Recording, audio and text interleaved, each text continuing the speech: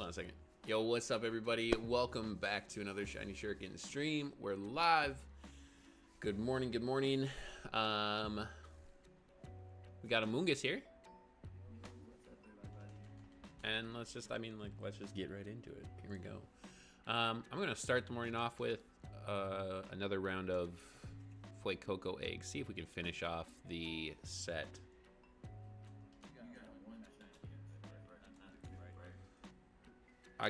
Technically I got one. I got a Quaxley in the morning, and then I got Fuecoco last night on stream, and then two Dunsparce. Yeah, one Fuecoco. Yo, what's up, dog?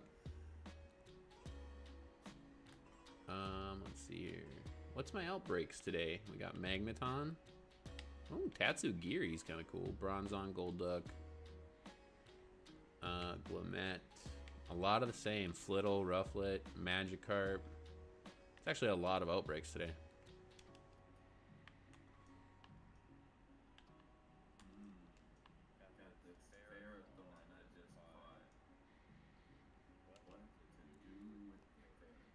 Alright, let's go back here. Or I did say I was going to do... I did say I was going to do Sprigatito today, didn't I? Well, let's try and finish off the Skeledirge line. I'm hopeful to get Regidrago today.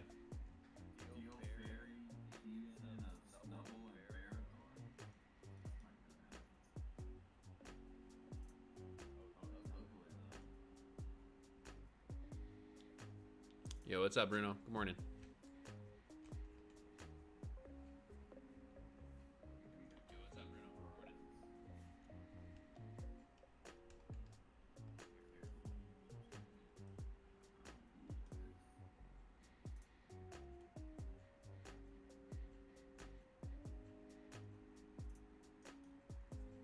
I need to figure out how to get my Discord wasn't.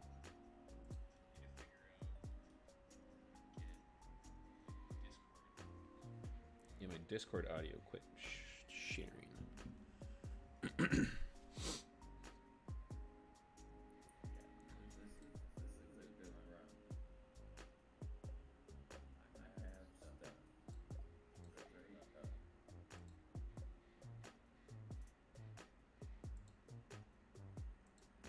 I was just cursing at Furret the whole time. Why are you cursing at Furret? See, what I would like is I want to be able to I want to be able to stream people into Discord without having to put headphones on and make it clean. Like when I put my headphones on, obviously it sounds, oh no, they weren't plugged in. Oh no. Whatever. You want to say something now? Test. Nope, that didn't work. Oh wait, I remember what I gotta do. Yeah, you got me looking at my sound levels as well.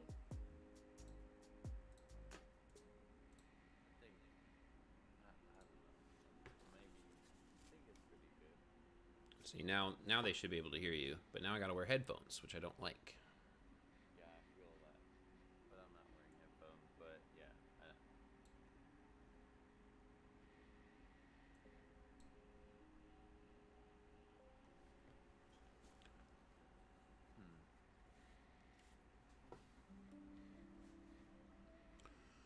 I hate having to wear headphones. But it really does make for like the cleanest volume. Alright, whatever. Do this until I get sick of it.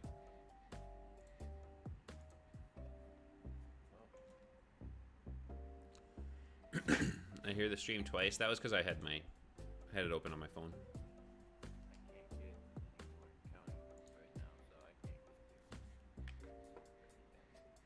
Unless I just wanted to burn some fusion. Mac with the headphones looks funny. You in the mirror looks funny. We're not doing that.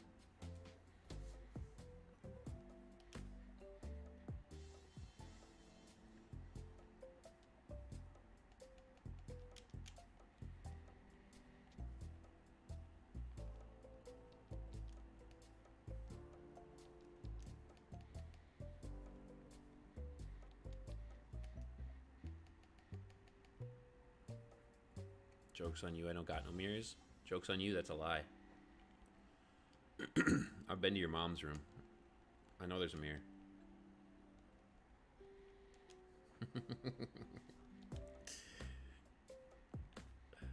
Alright, so I gotta put all this stuff back so I can start breeding these things.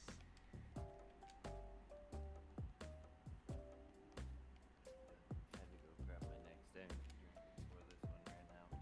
I have to leave at some point to go pick up a monster, or else Izzy's gonna be so mad.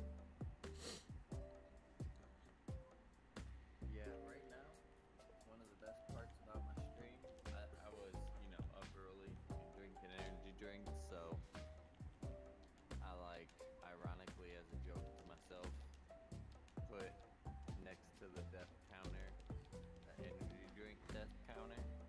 I don't have any Pokemon deaths yet, which is honestly like a miracle. The early game like bad luck deaths, where like for example something gets Dragon Rage, is so frequent on these runs that I can't believe I've avoided it past 2 badges. How's Amungus's volume, Izzy? But I've actually Yo, what's up, Maximus? I've got like a goal in my head now, keep the Pokemon death under the energy drink death. A little low. Okay, I can turn that up. It's been so long since I tweaked OBS settings, and I feel like I did a lot of tweaking on things, like over just the time of just like playing, because obviously I use OBS and I play through it outside of streams. And I feel like it's been so long since I tweaked all the things. Like a lot of them got reset to different properties. Like I had to reset a lot of stuff, especially on this, like on the scenes that I don't use very frequently, like this dual hunting one. I definitely had to reset like everything. All the stuff was like, I came in here and all the Pokemon sizes were ridiculous.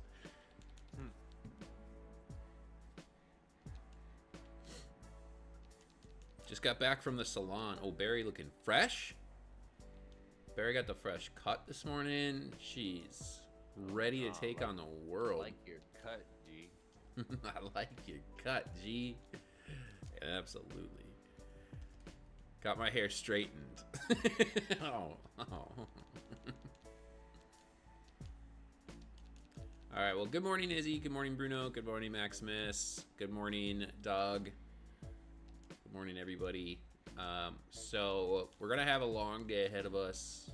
I got to plan out a couple of things. One, I have to figure out when to go to the store and get a monster so I can make my promise to Izzy.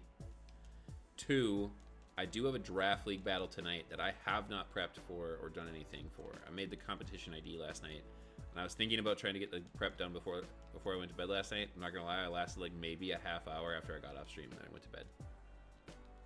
So Yeah, how late did you go? I couldn't make it through your whole stream. I fell asleep. 11:30. I made it Oh, well. 6 hours and 17 minutes on the comeback. You know, work Not- nights, I get tired early. Oh, for sure.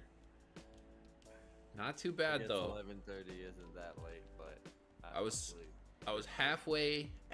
Honestly, it was my contacts were killing me. My contacts like went insta dry for some reason, and that was the worst thing that was like bothering me. So I was like, guys, I gotta go.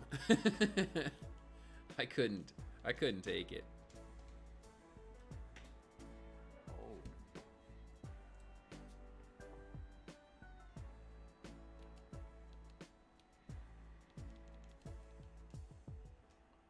Me6 hasn't been showing the notifications, so I placed your stream and pinged them. Oh, yeah, that's right. Me6 hasn't been posting the notifications. That's right, that's right.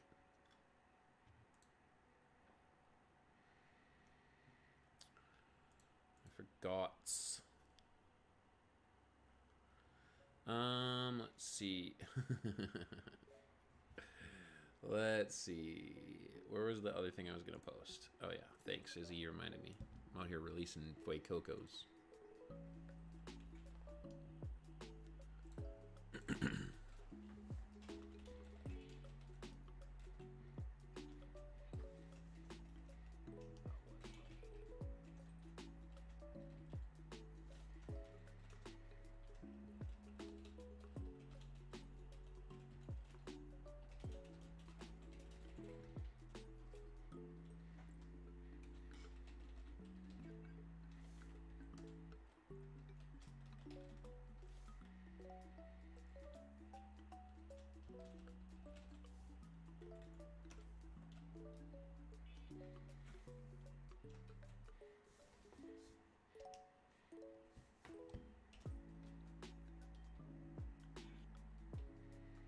There you go.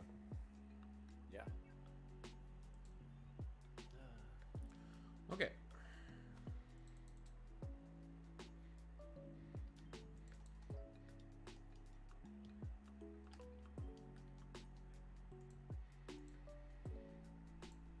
Thanks, Izzy.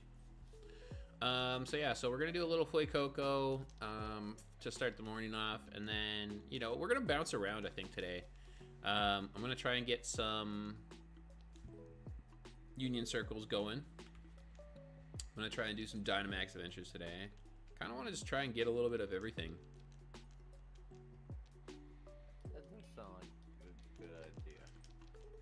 Although, I'm kind of rolling right now on this. Yo, what's up, Andre? Kind of. What? What's your favorite shiny hunting method? That's right here. Hey, what's up, Izzy? Thanks for stopping by. What's wrong with the question? I felt like it was a pretty basic question. There we go. SOS? Pretty, I like that. Situation right here. I don't have, I can't put like a load of options. I can only put 4. So I just put like the 4 most prevalent right now. Because basically you can random encounter hunt in Scarlet Violet, you can sandwich hunt, and then you can Masuda. That's pretty much it. There's nothing to really soft reset for. I would say Dynamax Adventures. You would say Dynamax Adventures? Yo, Andre's crazy, bro. My accuracy's been lowered, and I'm arena trapped in, and they have synthesis, so we're in a pretty annoying situation right here. Alright, I think I'm ready for that. Shiny hunting's mundane and boring, that's why it's funny. Yeah, I mean, that's just an opinion, bro. Uh-oh. It's mundane and boring to you, but it's not to others. There's a very large section of people that like shiny hunting. Dynamax Adventures were kind of fun. They were... I remember saying when they came out, I was like, yo, these are the most amazing thing they've ever created. And then I was like, then you get to know like every mechanic of them, and you're like, why did they make them like this? Why do they hate us? Oh, finally got the poison. That's gonna help a lot. If we could get this, that would be even better. Does everybody see the piece of avocado that's on the floor? There's a piece of avocado on the floor from my cats. Right there. Right there. They just leave avocados on the floor. Cats and their avocados, I tell you. We got the morning coffee, guys, don't worry. Mmm. Oh, that's just delicious. I've got nothing but love for Izzy. But I'll tell you, Monster will never compare to coffee. I used to have the same opinion. Then Macboy got me into shiny hunting with soft resets. That's how I got my first ever shiny Raikou. Haven't stopped shiny hunt. I really do feel like there's a snowball moment for people. Accuracy is still shot. Inhales deeply. Boy! Hoping that you get the Regidrago. Me too. Me too.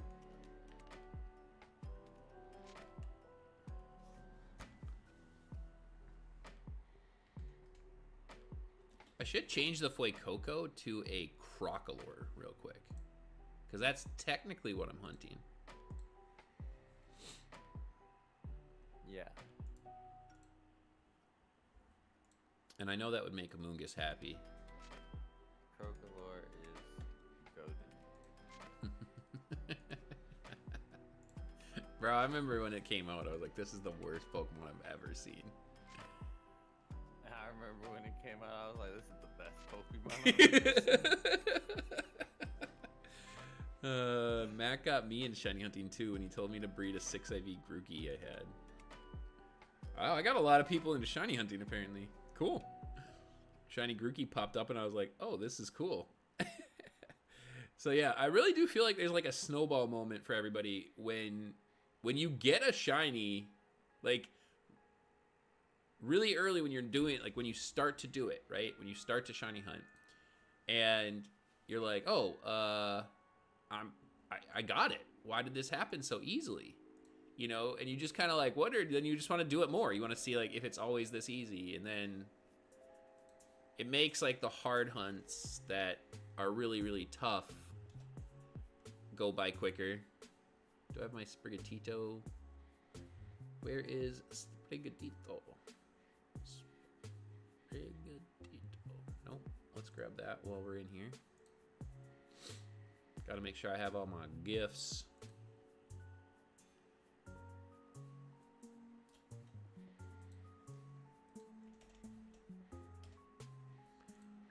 Sprigatito, Florigato.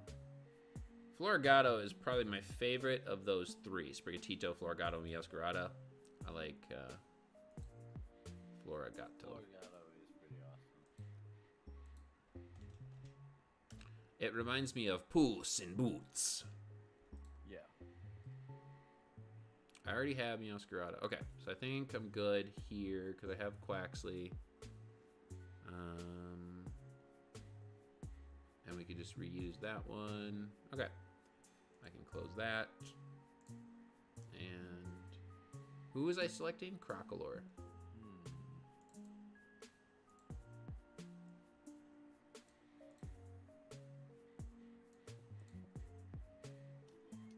Okay, now I'm all set. Oh, I know one thing I need to do. I need to learn some moves.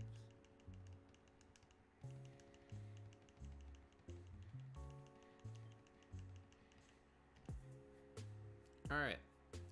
Stream is set up. All right, guys, make sure you guys hit that like button for me. Show some love on the stream. Appreciate it. Helps me get into the algorithm. Helps us make new friends. That's my new saying. Let's see. Game Freak is really making me mad. Just announce a release date for DLC. Facts, bro. I'm with you on that one, actually. Facts. Big facts. For real. And then Esper happened, and I hated everything. I also feel like there is a chance for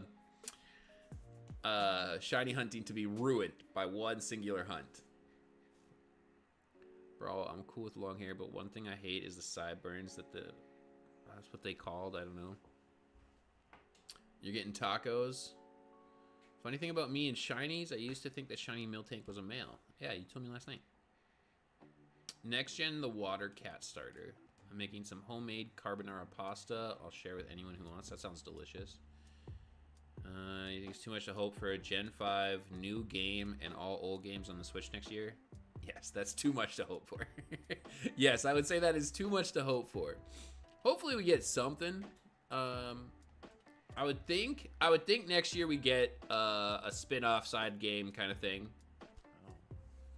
You know, maybe another Legends title, maybe a Let's Go title. I think a lot of people want those. Let's Poke Crypto. I need to evolve Finison. Need a quick code in Union, please. Can anybody help out Poke Crypto with a Union?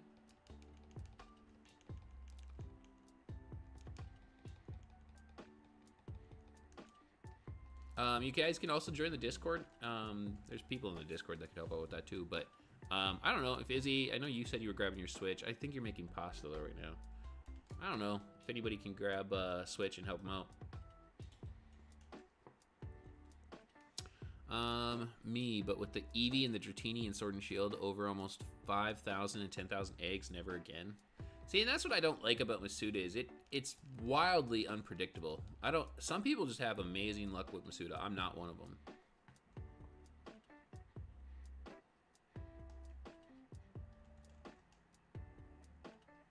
I hope that our first DLC is around the corner. I think I have to click that. I don't know. We'll see.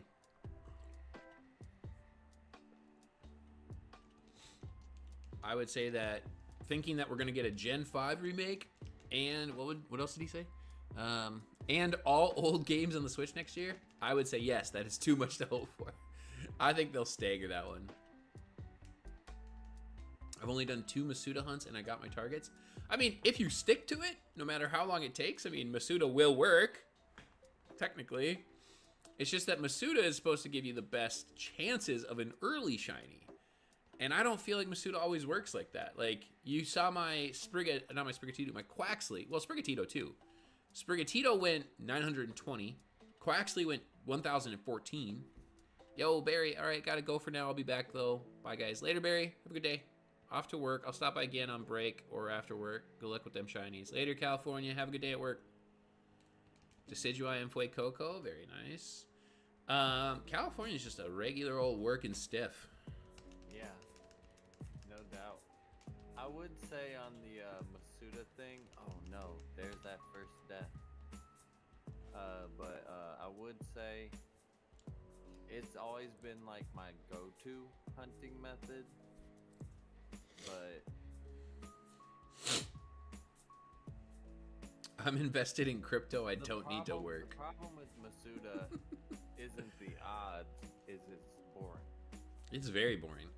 Masuda is very boring. Absolutely. There are so much more fun shiny hunting methods that I tend to avoid it. I mean, then again, it's also like, if it's like, let me get this shiny real quick, that's probably the way I'll do it, you know? It depends on the shiny, and it depends on the game. So, Scarlet Violet, there's really not a reason to Masuda hunt outside of the starters. Agreed. You know, if you need something, you could just pop a sandwich and go get it. You know, it's... If you want a shiny of a Pokemon in Scarlet and Violet, I mean, this is probably the fastest game I ever basically got every single shiny. I want to say it was maybe like a month. It was a month. And I had every shiny in this game except for the 3 family Mousehold, 3 segmented Dunsparce, and the starters. That was it. I had everything else that I needed. You've seen, I don't know if you've looked, but I've seen multiple people do full shiny living dexes within the game of everything that's available. So they they bred out the 9 starters, and then they went out and they just sandwich hunted everything because it's all right there. I'll remember my first sandwich forever. My first sandwich on Scarlet Violet, I did a fairy sandwich. Went down to the Area 0, had 3 shiny Screamtail and 2 shiny Fluttermane on my first ever sandwich. Yeah, I remember that now. Like, I was like, oh, this is broken. I was like, oh no, if this is how it is every single time, it's bad. This is bad. Like, this is too easy. Definitely not for everybody else. No. If you don't like easy shiny hunting, obviously Scarlet and Violet is probably one of your least favorite games. I think Full Odds Hunters probably dislike Scarlet Violet. They probably dislike Legends Arceus quite a bit. The shiny hunting methods have been kind of getting... I feel like we had like a really easy hunting method in SOS hunting from Gen 7. Went to Gen 8, kind of remedied that, made it a little bit more harder, because there wasn't really a solid hunting method in Sword and Shield. There was the battle method, but the battle method was really crap. It was not good. So I think people were a little bit happier with Sword and Shield, but everybody hated Sword and Shield at the same time, so I don't know. And then Scarlet Violet was like, nah, never mind. Here's the easiest shiny hunting method we've ever come up with.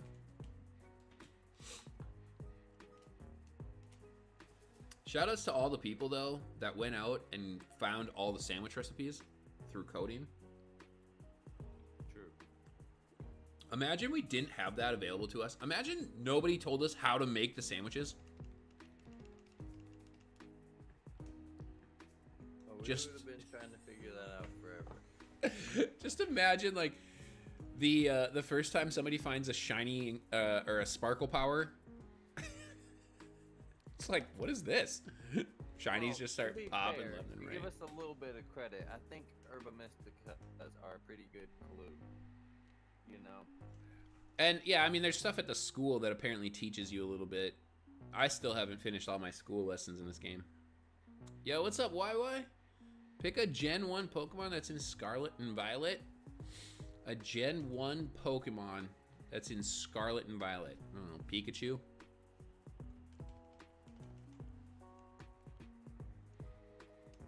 You gave me no context behind this question.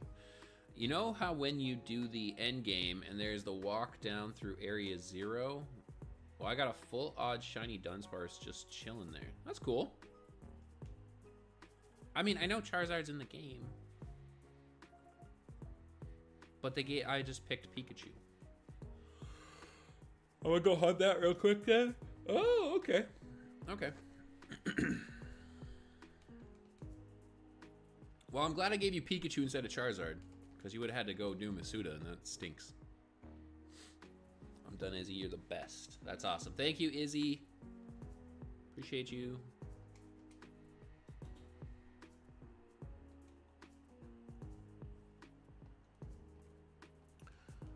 What was I saying?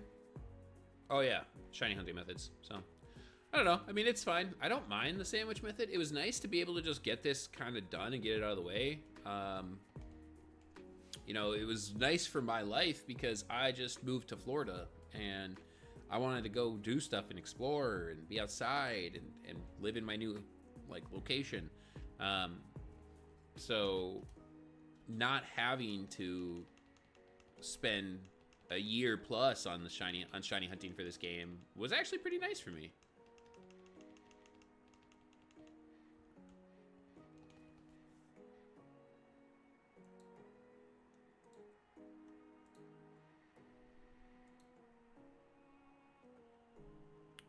I don't know what you're saying.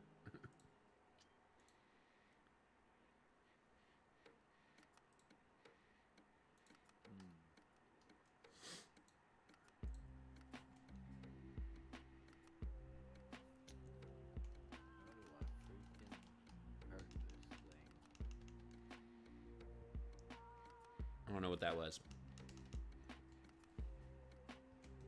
Izzy, you know what that was? You were the one deleting those messages real quick.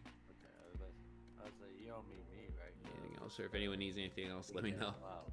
In so long, I've not been the one timed out. Nah, you're chill, Bruno. I also forgot to look at what time I started this sandwich, so I don't know how long I'm supposed to go for.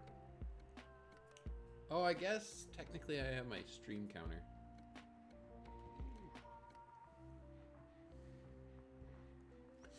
What did their message even mean? I don't even know what that message means. What the heck is that?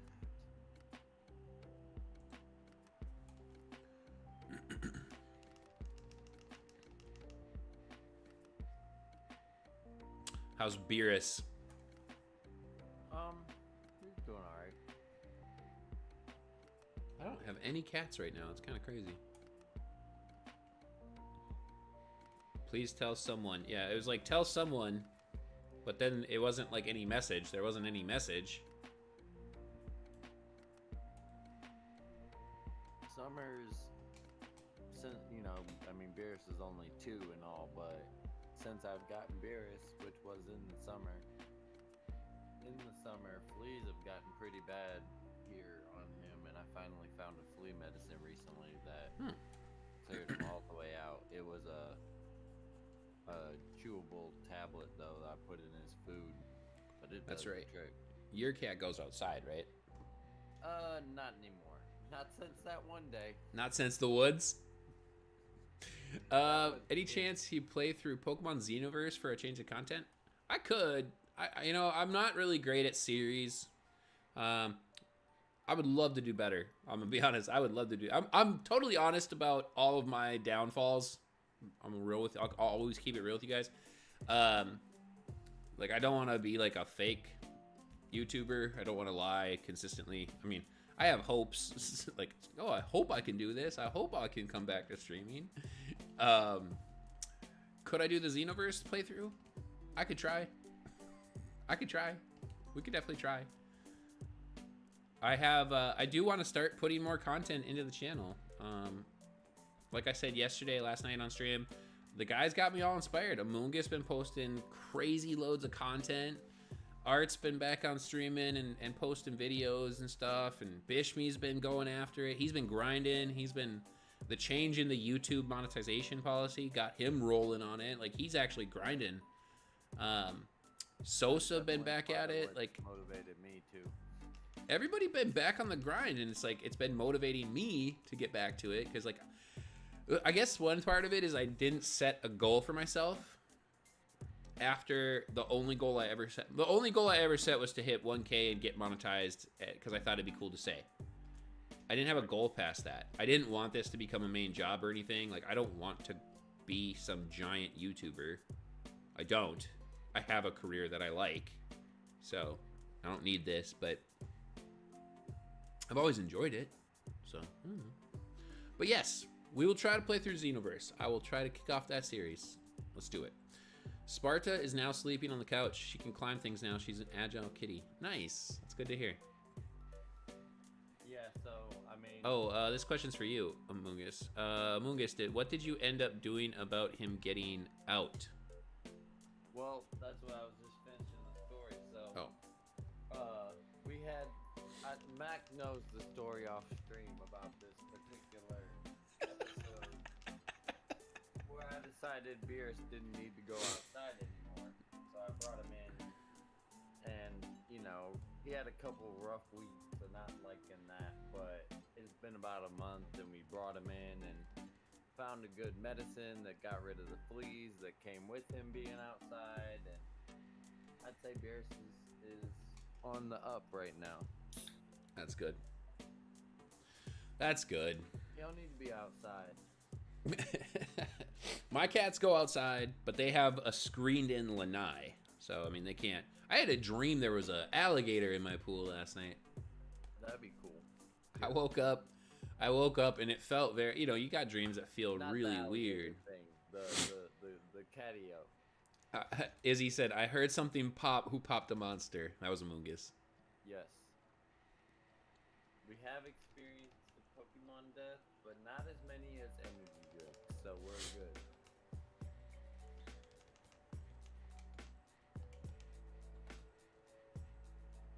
It would be really cool to get the Regidrago today. God, I hope I get the Regidrago today.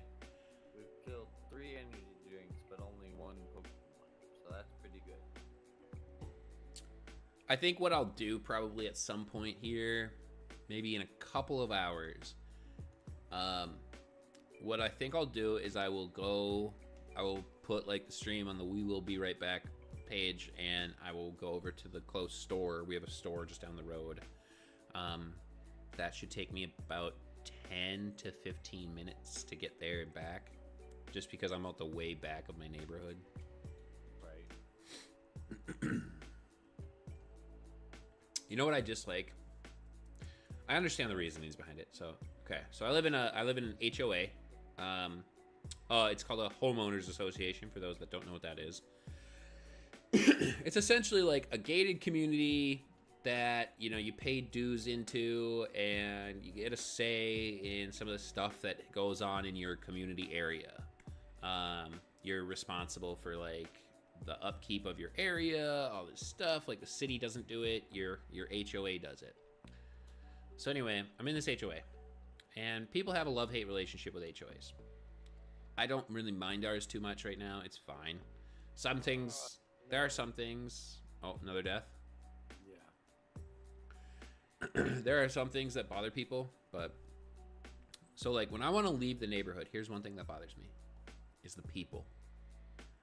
People annoy the heck out of me when I just want to simply leave. So speed limit's 25. That's a standard speed limit. I get it, okay? It's 25 miles an hour. That's standard. I'll go like 30. I always drive a few miles over the speed limit, and I think for the most part everyone does. But we have one main road. It's a pretty large road. It's not like these are tight, narrow roadways. Yeah. So anyway, when I'm driving down that road, yes, I'll go like 30 miles an hour. I know I'm going over the speed limit, but there will be these Karens of a mom that are just like both hands like, slow down, just yelling from the sidewalks. It's like, what's wrong? Am I driving on the sidewalk? Am I about to hit you? Like, are you worried? Like, I'm not some drunk driving home from the bar. It is 6 a.m. and I'm going to work, you know, something like that. It's like, what is wrong with you? Like, that's the one thing I can't stand is when, and I get it, like, It's to be expected, kind of. it's such a parent thing to do, and I keep thinking to myself, like, will that happen if I have a kid, you know, or when I have a kid? Will that happen? Will I do that kind of stuff? Will I yell at people to slow down? I really hope not. I've never been that type of person.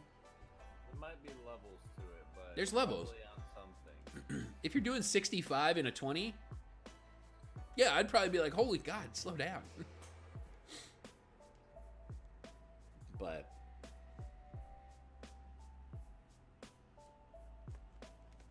I've got some Dolce de Leca Italian waffle cookies.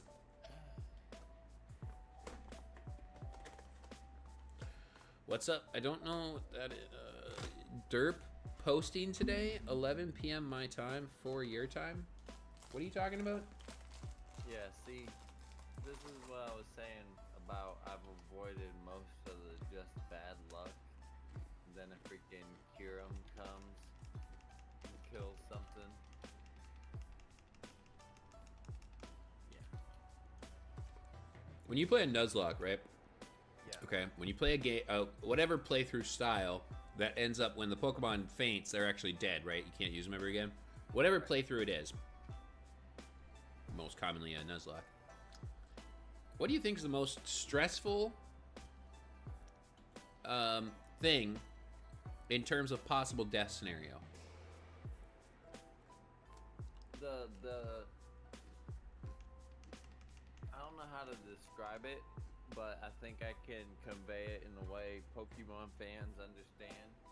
It happened to my Darkrai. The crit that you know is coming, and you're like, but you know what I'm saying? Like, it doesn't increase the odds of the crit. The crit odds never change, but the fact that you know it's coming, it always happens. That's it. You know what I'm talking about? That's Yeah, I know. the moment. Yeah. I would say for me, it's catching wild Pokemon. Oh, I feel Like, like I'm great at that. You get your route encounter, and so you're gonna do the catch, right? And I would say the most stressful is knowing that you have to have your Pokemon sit there to take hits. And that's where the crit thing comes into play. It's like, okay, please don't crit. Please don't crit my Pokemon and kill him. I'm not trying to replace him with you. I'm trying to add you. I mean, yeah, I just feel like I'm pretty good at those situations. I just did a pretty good one to catch this Ferrothorn I got. I caught a Ferrothorn with a level, it was level 16 Ferrothorn with a level 7 Pokemon that had Fire Spin and was using the Fire Spin damage to wear it down, and had used Minimize to raise my evasiveness and wasn't getting hit, and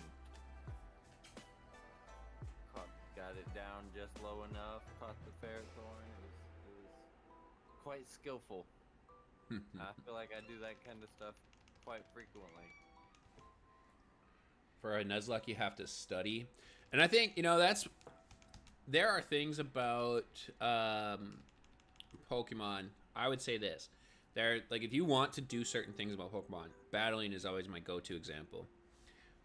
I think the thing that helped me learn how to battle really, really well, like, I got really good at battling. I think I have a really good natural talent for it. Draft League. Draft League teaches you so much if you actually put in the work for the preps and everything. You go out, you're studying these various Pokemon, you learn about them. Draft League uses, for the most part, a lot of the most common Pokemon out there. 1.69. Yep. So you'll get to learn about, like this generation, you'll learn about Skeledirge, or that's a bad example. You'll learn about Champal. Yo, what's up, Kier? Oh, thank you, bro. You'll learn about Champal, and you'll learn about Dragonite. You'll learn about Common Terras, and learn about all this stuff. And like, it's just the best way to learn hands-on. Unless you just want to watch stuff. Watching is a very good way to learn things too. Yeah. I credit my VGC success with all the VGC that I watch. Would you learn about Annihilate? You would learn about Annihilate. Yep. Annihilate usually gets picked up in Draft League.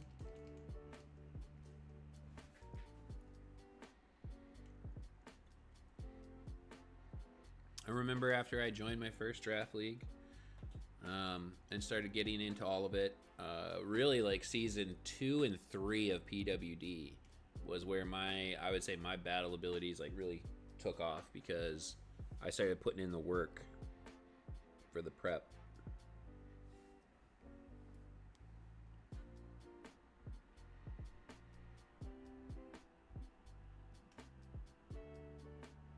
Well, one thing that, I mean, you know, I don't play draft leagues anymore, like, especially like I used to.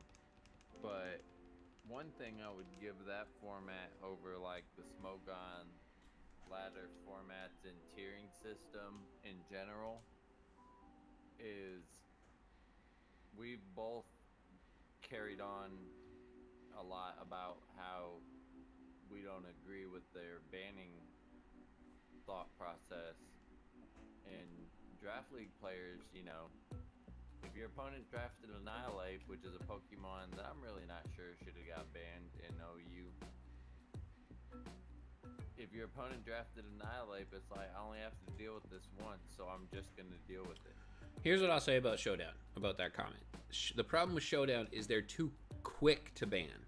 They don't let things develop. Like, if they would have left Annihilate alone for a while, they would have actually seen it's not that big of a problem. Right. Yeah, that's what I'm saying is I just feel there's a lot more opportunity to learn how to deal with stuff. Is it dumbbells or dumbbells? Look at me flexing my 720p. I don't know. I think it's DUM. I think it's DUM and then bells. Yeah, it's not DUMB BELS LL. It's the second one without the double B. Yeah.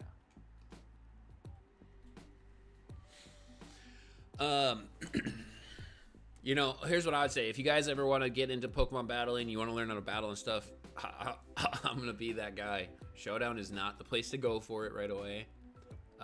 Showdown will teach you a very different type of battling. Because if you ever try to go over to cartridge and do battling on cartridge, it's going to be very different. You're going to see a lot of different stuff. Because you're going to be like, whoa, they have dupe items, or they slept 2 of my Pokemon. Like, all the things that are built into the coding for Showdown don't exist in actual Pokemon.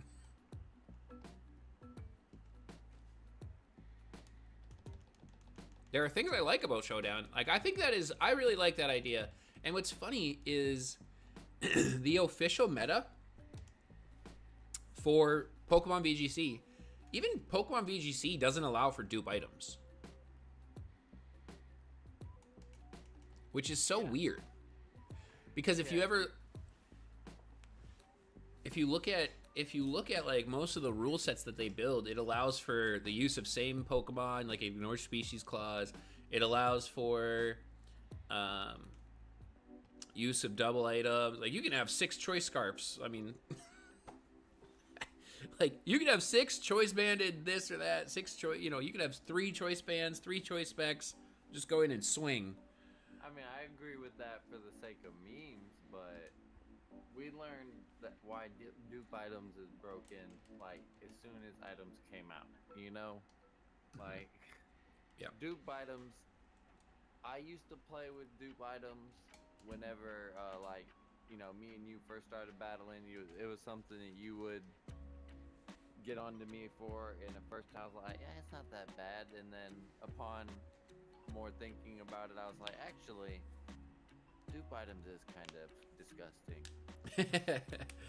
It's just like never it's been allowed, has it? It really has. because like a lot of it goes into how you scout out your opponent's team, right? I do think the general approach is that you think that there's not going to be duplicate items.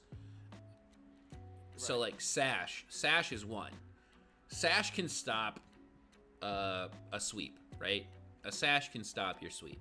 So if you dealt with the Sash early on, and you think to yourself like, oh, there's not going to be another focus Sash, and then all of a sudden, boom, there's another Sash, and it wrecks it. It's just unfortunate. Like, yeah, you should be able to readapt and keep going, but what's my favorite team build for competitive in Scarlet Violet? I'll give another example. There's also things this generation, like booster energy, where it's like you just get to turn every Pokemon or multiple Pokemon into sweepers for free. Mm-hmm. It's like, come on, one. Yeah. Like you deal with a speed boosting. Very good advantage. Very good. Chien Pao speed creeps Fluttermane by 1 IV. So then Fluttermane comes in with a booster energy and its speed is now faster. And it just smokes it with a Moonblast. And then you're like, okay, fine. I lived on my Sash. I killed the Flutter. And then in comes whatever, Roaring Moon with another speed boosting booster energy. It's like, oh, come on. You know? One was just fine. One was a very good advantage. Yo, good morning, Arts. What's my favorite team build for competitive in Scarlet Violet? Singles or doubles?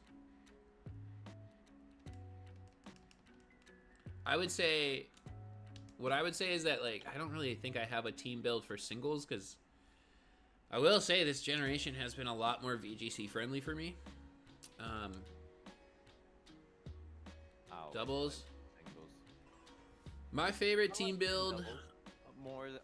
More than other generations. This generation. I would say that my Orlando team was a lot of fun. I really enjoyed my Orlando team. Fluttermane is clutch. I would be interested to see how well Bundle actually does with like Water Pulse or something instead of Hydro Pump, because Hydro Pump has really cost me.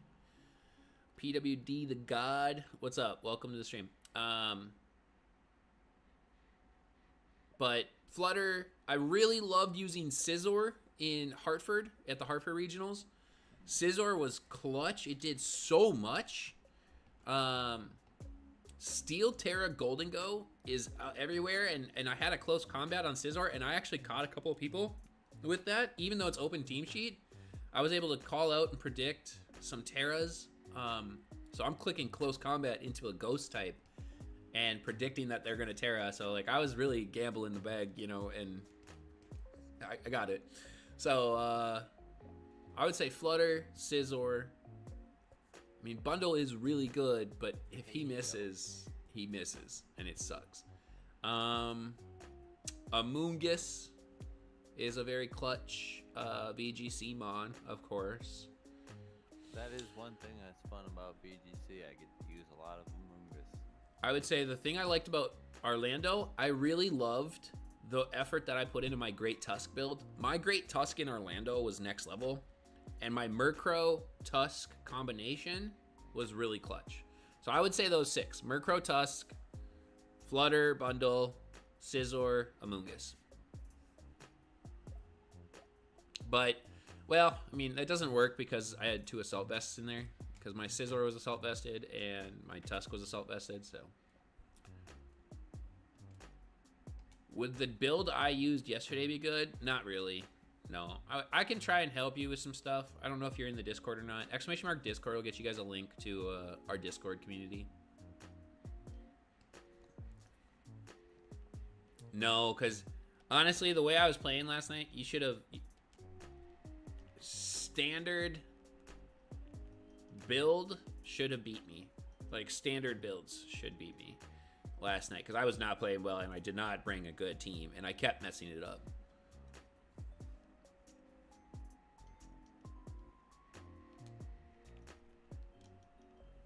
Alright, we got 61 eggs out of this batch. Morning, Mac. Yo, Tim, what's up, bro? Morning, Moongus. Tim says morning. Morning. That one kid is me in Discord. Okay. I don't know. Yeah, I really liked Scizor. I guess, you know, one thing to say too, I haven't used the Ruin Legends in VGC, but Chien-Pao paired, Chi-Yu and Chien-Pao both paired right. Like, the Fluttermane Chi-Yu leads are unbelievable. Chien-Pao leads with a support mon that you then bring in something with, or reverse it, you bring in like Dragonite with a Moongus, get a Rage Powder, get a Dragon Dance off or something, or do something, right? And then you bring in Chien-Pao, lower the defenses, and just go crazy with Dragonite or something. There's a lot of great combinations, and I will say this is... It's been an interesting... What am I doing? I'm making a sandwich? Yeah, that's right. I'm making a sandwich. Yeah, VGC's been fun. It's been fun. I don't love VGC, but it's actually been probably... I just talked about this strat, I think, last night on stream. There's a strat that I absolutely love that I saw, and it's just so great. So you take a Regieleki, and you lead Regieleki, and then you lead Hisuian Zoroark. But the Hisuian Zoroark is disguised as Urshifu. And Urshifu breaks through protects. So what Urshifu does by being fake, you know, it's not really on the field, but faking that Urshifu is on the field, your opponent doesn't necessarily want to click protect because that's just free damage and a wasted turn. So they're more than likely not going to protect. So then what you do is you can run basically like a max attack Adamant Regieleki because it outspeeds all the meta. Run it with normal gem, Terra normal, and then explosion. You basically nuke 2 Pokemon. And Zoroark, if something does happen to live that, which not really, like, it goes crazy. It's so much fun. I think that was a really cool strat I saw.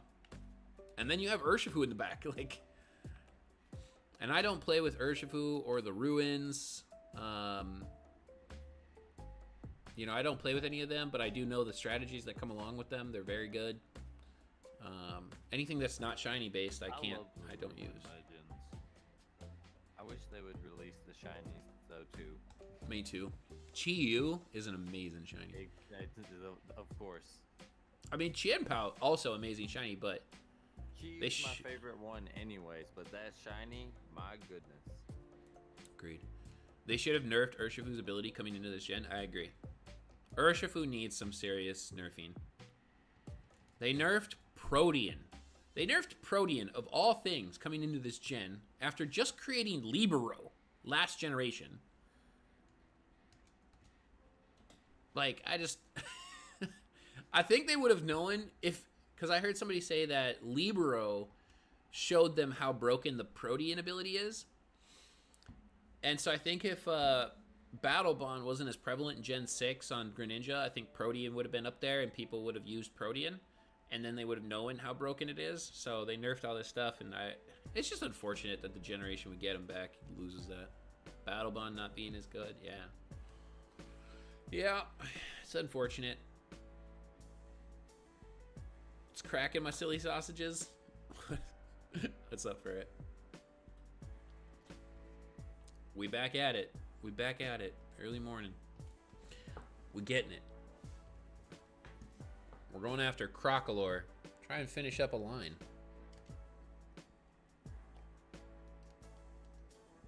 I really despise Urshifu in VGC right now.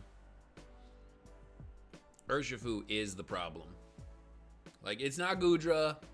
It's not Ursaluna. It's not Cresselia. It's Urshifu. 100%. Urshifu's kind of always been problematic too. Like, in singles, probably not as. I mean, I don't really. I've never played it in doubles, but I get it. It feels less problematic, and I have a very easy way to tell you how. It feels less problematic in singles because singles doesn't abuse protect. Right. Doubles abuses the heck out of protect. So building a Pokemon that literally ignores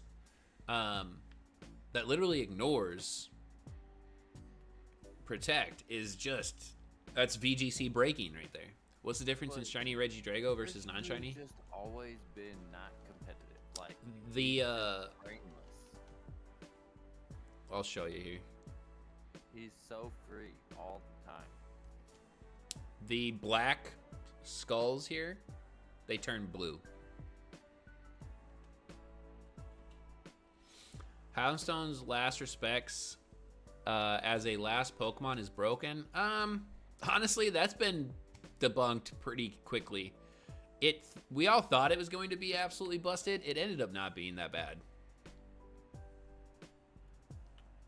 There is a certain set, an EV spread on Houndstone with Sand Rush that basically makes it the fastest thing in the meta outside of, I think, Booster Energy Bundle is the only thing that outspeeds it. But like, so a Scarfed Sand Rush, EV trained Houndstone with last respects, but then like the thing is you can get walled by a normal Terra, so it's not that bad. In VGC it got banned. No, it didn't. Not in official VGC, it didn't. In official VGC, it never got banned. Maybe in Showdown, I think it got banned, Yeah, but that's what I was about to say. but it's not banned. And And Houndstone's, it's really not that good, to be honest. I used it in a draft league, and it was underwhelming. I really thought it was going to do more for me. Win con, but it's not broken. It's a win con, but you really have to set up your team. And I'll tell you, I lost a match because I literally was so hyper-focused on Houndstone. I was tossing away Pokemon, trying to boost my last respects, and I literally didn't need to. I tossed away like 2 Pokemon in a draft battle. It's not better than Swords Dance, Sandbrush, Excadrill, so... Right now in VGC, in official VGC, nothing is banned. Everything's allowed. The current regulation D for VGC, everything's allowed. I know I have to literally have a mon on my team for specifically Urshifu on every team I make. Yeah. A Pokemon that demands a counter on every team you build, that is what I would label as broken and problematic. War flashbacks from last night. Oh, so Izzy, do you think that not a Spathra, what is it? Hisuian Braviary is broken? Izzy and I battled last night, Among Us, and I led with Hisuian Braviary, and I was like, well, she led Jump Puff. I was like, well, I'm just gonna click Air Slash. And she switched, and then I was like, well, it didn't kill, and I said, it's not going to kill him. It's not a 2-hit KO. I was like, I'll just click Air Slash and hope for a flinch, and I got it. I got the flinch. I was like, whoa, yes, let's go. And then like, I ended up getting 4 flinches in a row throughout the game. Hisuian Braviary was on its way to a sweep, and then Bishmi goes, he's like, and you've hit them all. You haven't missed any. And literally the next one I missed. How do I like the meta change for Reg D as opposed to Reg C? I'm not a big fan of the metas where they just open it up and just let it run kind of wild. I prefer for limitations of the overpowered stuff. Like, I'd like to see them say to restrict the restricted mons down to 1 restriction and 1 paradox. I'd like to see that happen and see how that really changes the meta. I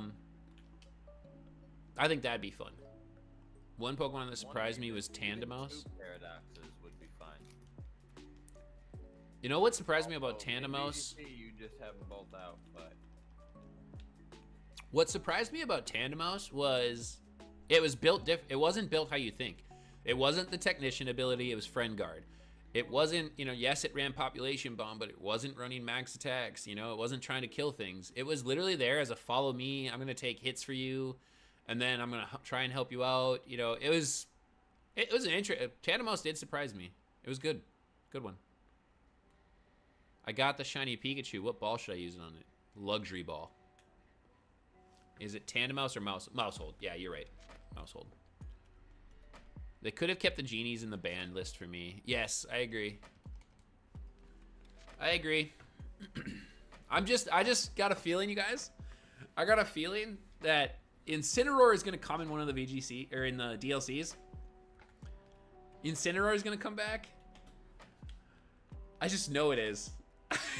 I just know it's gonna be back. And then it's gonna be everybody going, oh yeah, the meta's so different. No, it's not. It's the exact same what it was the last 3 generations. It's Landorus and Incineroar and all this regular garbage that y'all use. Like, Incineroar might be a Terra raid eventually. I think if there is a likely generation where we get every starter, it is this generation. Meta going straight back to Gen 8. Pretty much. Rillaboom's back. I've seen Rillaboom getting some higher usage. Incineroar is the necessary evil that we need. I like to see variety. And the VGC meta always does this. It always just ends up tailoring to what the past generation was with the best of this generation. And I get that statement. Sounds like, oh yeah, that's how it should go. But it just gets dull. Lando T, Kyogre, Groudon, Incineroar, Grimmsnarl, Regieleki, Urshifu, Rillaboom. Yep. Might bring the moves we got in the Isle of Armor. Rosykins. Rosie.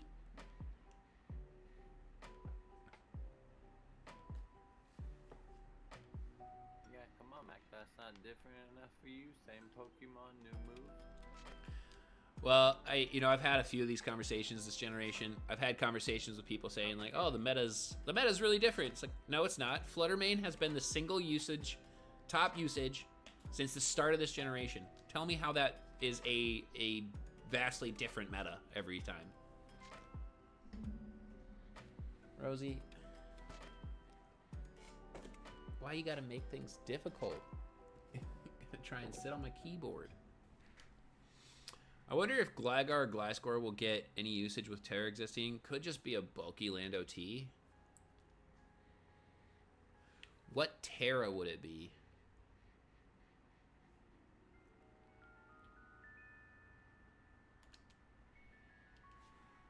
Poison Terra? I guess I could see it as a Poison Terra as a decent Flutter counter.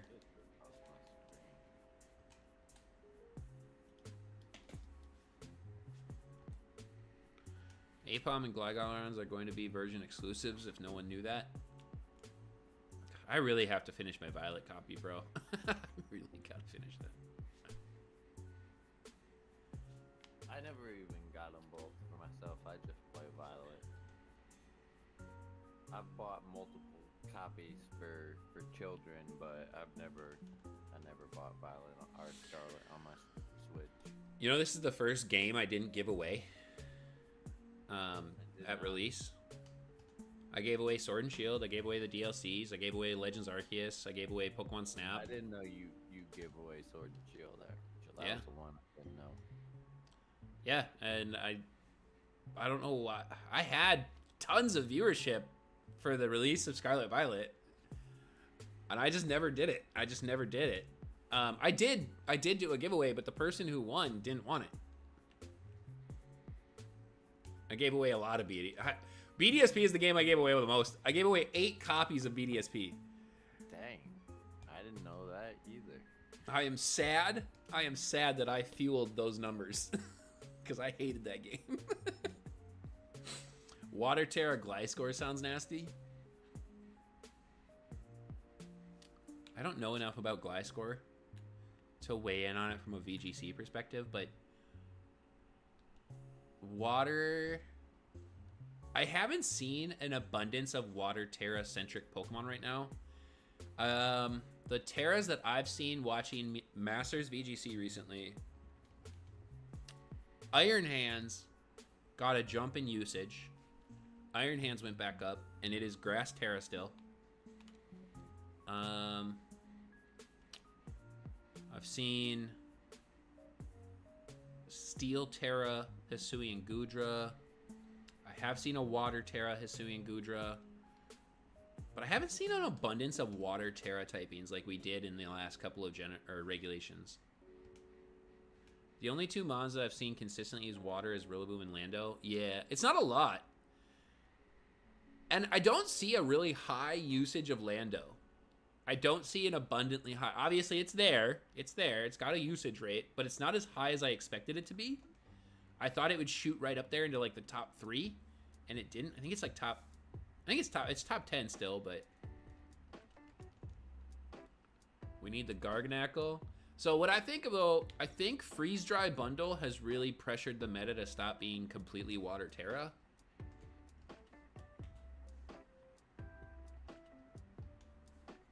Bundle's not as prevalent right now, but I think if the right Water Terra Mon makes a leap in usage, I think Bundle would come back.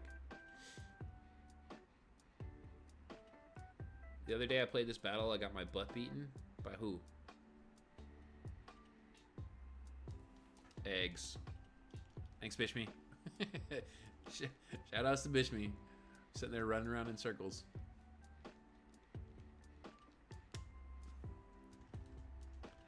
It was a good team to not some legend. It was a good team to not some legend spammer. I got you. Well, that's good. It's always good. Like, if you're using a good team and you lose to a good team, I always feel way better about that stuff. Yeah, true. There are losses that actually feel good, where it's like, you played well, but your opponent played well. You guys both got great teams. RNG wasn't really a factor. Those games feel so good. I've said that before. I agree. It's just like, yeah, I lost, but I played really well. Yeah, there were some things that I could have done, but they were strategic, not RNG, not a miss. Like, yeah. The thing I say about Hartford all the time is that Bundle cost me multiple matches from an RNG perspective. I missed 8 freaking hydro pumps. Never again, bro. No problems at all looking back at a battle and being like, I lost, but I know exactly what I could have done to have changed that. So I'm not cool with. Let me get your opinion on this, Mungus. I'm not a huge Wolf Glick praiser. Wolf is arguably the best Pokemon battler of all time. Okay. He's certainly the best at what he does. There's definitely arguments that could be made for that stuff, right? And so I'm not this like giant Wolf Glick praiser, but he did say something that one time that I heard, and it stuck with me. And it was, don't build RNG into your team. Yeah, I've always agreed with that. And he was saying like Hydro Pump was an example. I've heard the same thing from, like, I heard it first from a Blunder video that I used to like. One of the times where he did like a general battling advice topic, just like competitive discussion video. Mm-hmm. And he said the same thing, and that's where I first heard it, but I've heard Wolf say it as well, and I really agree with that, where it's like... I do too. Yeah. So when I build my VGC teams, I do try to not put RNG into it. I really hated putting Iron Bundle and Hydro Pump on my team, but like it was so good because Freeze Dry Bundle, it puts in so much work. Freeze Dry Bundle is really, really great. And I think I ran a Freeze Dry, Icy Wind, Hydro Pump, Protect set. And Bundle in Orlando was close to being MVP. I mean, Flutter Mane was MVP, but actually Tusk might have been MVP in Orlando, but Bundle put in work, you know? And so I can't be mad about it, which is why it ended up getting on the team, because in terms of special attackers, this generation really lacks special attackers. And especially ones that operate well in VGC. So, you know, the thing is that it's like there was a conversation I had at Hartford where a friend of mine told me that, well, if you put Hydro Pump on your team and you're complaining about the misses, it's your own decision. Like, you did that. I'm like, yeah, I know, but don't tell me the truth. Be my friend. There's more to it than that, though, because Pokemon RNG also applies to how much damage you do. Yes. And let's say, for example, there's a common Pokemon. We'll take Garganackle because it's a rock type. And let's say there's a chance that specially defensive Garganackle dies to the water pulse, but it definitely dies to the hydro pump no matter how you build it. Yeah. So then But which RNG do you want to roll for? I'll tell you one thing that I learned this generation in team building and prep, especially thanks to VGC. Learning to be okay with 2-hit KOs. Looking for the damage. Yes, there's a damage calc that says, I can one-shot this. I can OHKO. But there's another damage calc that says, I can catch this at 60%. So after leftovers recovery, I can still kill that thing. And of course, I'm just making an example, but like, just simply saying that there's levels to that as well. Yeah, absolutely. Also yeah. damage rolls, and I was just making an example. No, 100%. Let's see here. I missed some messages here. I always feel bad because when I make a VGC team, 80% of the time it happens to be some sort of stall. VGC has definitely opened itself up to a stall meta, but not like a severe stall meta. I mean, we've seen, I would say this is probably the most Trick Room prevalent metas this generation, and the most Perish Trap meta this generation, which just inherently brings some stall along with it. Like Ting Lu, Wo Chien. I'll tell you what, I thought Wo Chien was going to be way higher in usage rate. I thought Wo Chien would be really farther up there than what it was, and it was literally less than 5, I think like less than 5% usage rate. And I was shocked by Glamour. A lot of things shocked me. Like, I've seen a lot of things not used the way that I thought they would have used, which means I need to like try to expand my way of thinking. But like, you think of Glamora, and I didn't think Glamora would really ever have a place in VGC because it has an ability of toxic debris that spreads toxic spikes, and that's so clutch and so cool. The singles player in me can't see past that. And I know the corrosion ability is amazing because I love Salazzle, and corrosion is such an amazing ability to be able to toxic things. But I didn't think about it on Glamora, and Glamora getting Mortal Spin with corrosion, and that hits both sides. That stuff was amazing for quick VGC. All of a sudden, you saw Glamora and Poison Terra Wo Chien going absolutely bananas in the meta for a hot minute. It was not even a month long, but that Wo Chien would come in, Glamora would get him poisoned, Wo Chien would come, Leech Seed, and then just sit there, and then usually an Amoonguss would come pairing next to it with Pollen Puff and keep it alive, and it was just like the recovery on that team just couldn't stop it. I saw somebody put a Garganacl on their team to bluff. They never used it. Not one time did I ever see them use the Garganacl. And it was literally to bluff the Salt Cure on top of all of it. The poison, the Leech Seed, the Salt Cure, just all of this stuff racking. Interesting stuff.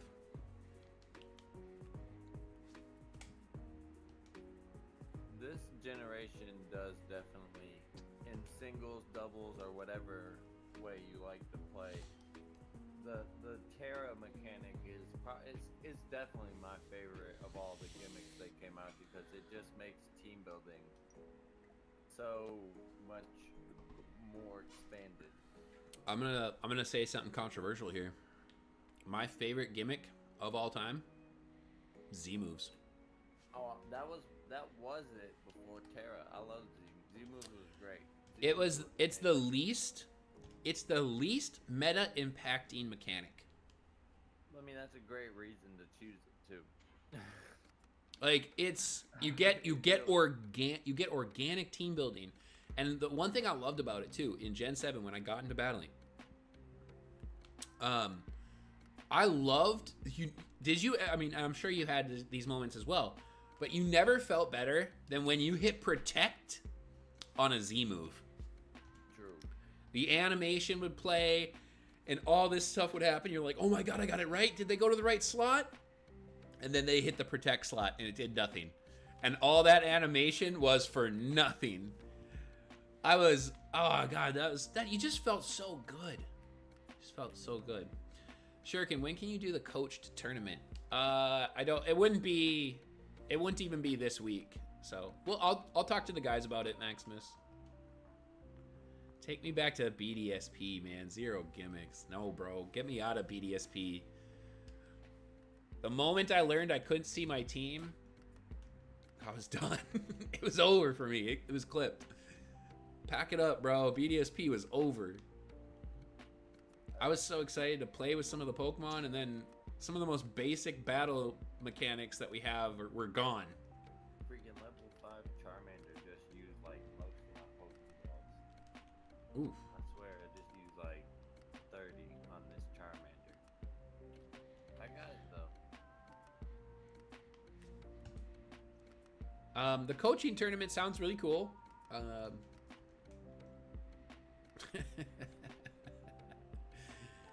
I think I'd have to get, how would we do that? Because I'd have to have enough creators to be the sponsor slash coach of the player, of the trainer.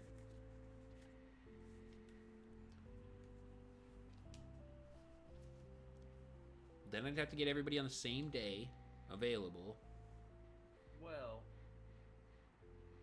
technically, you probably could get by if you had the players available on the same day. But yeah, I do that a lot where I restart the Pokemon or my Regidrago. I do a soft reset on Regidrago, even though I didn't check the Regidrago because the Fuecoco egg hatched. So I feel like I should be resetting. It would have to be a random drawing. Like I'd have to say that coaches wouldn't be allowed to choose their own. See, I almost did it again. Coaches wouldn't be allowed to choose their own players because you could easily just kind of stack that.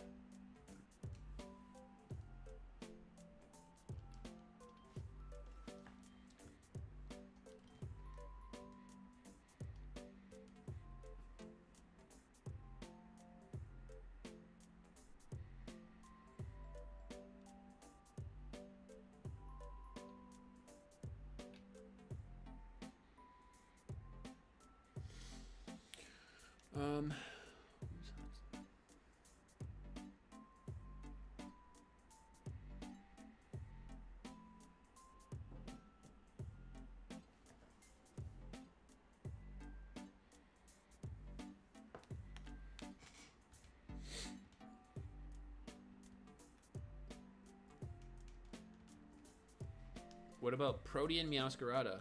What about it? For VGC?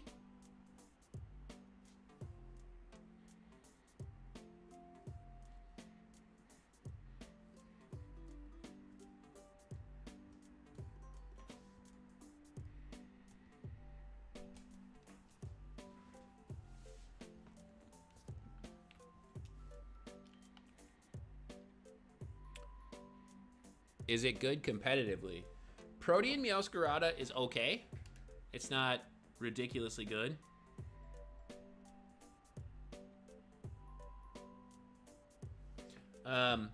Protean Meowscarada had a small little moment in VGC, but it very quickly fell off.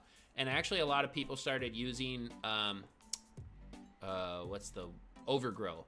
They started using the Overgrow ability instead of Protean because it allowed them to retain the dark grass typing. So one, you kept your immunity to Spore from Amoonguss, and two, you were a dark type to ignore pranksters.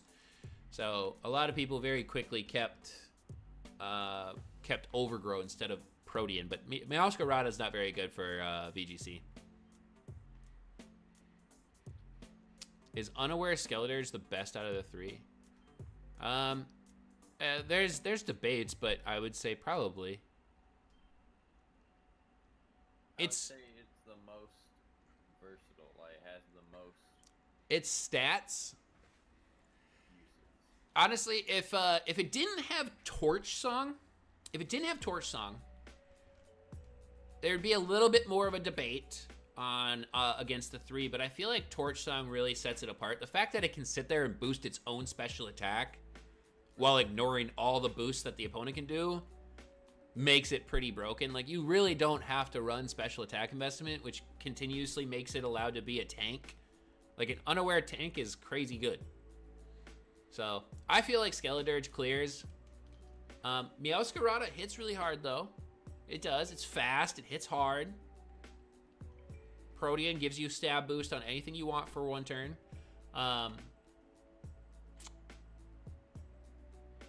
Quackable can sweep. I just picked up a Quackable sweep in draft. So, I mean, there's arguments, but I would say, yeah, Skeldurge is probably the best. Why can't they let us just choose battle length? I don't know. Honestly, when you go into a battle, right, I feel like it should be where you select rules and stuff. It should be selecting all of it. Like, do you want to allow duplicate items? No. Do you want to allow special Pokemon, i.e. legendaries and mythicals? No. Like, you should be able to select that stuff. And then time limits. Just let me put a standard timer of 60 minutes. Like, why do we have to pick, like, your time, my time, this time, blah, blah, blah. Just let me pick 60 minutes. Whatever happens in 60 minutes is good.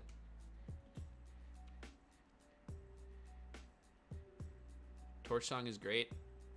Torch Song is really good.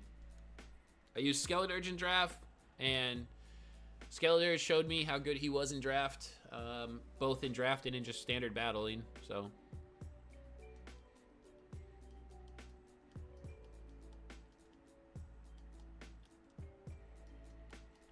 I wonder how close I am to being done with my timer.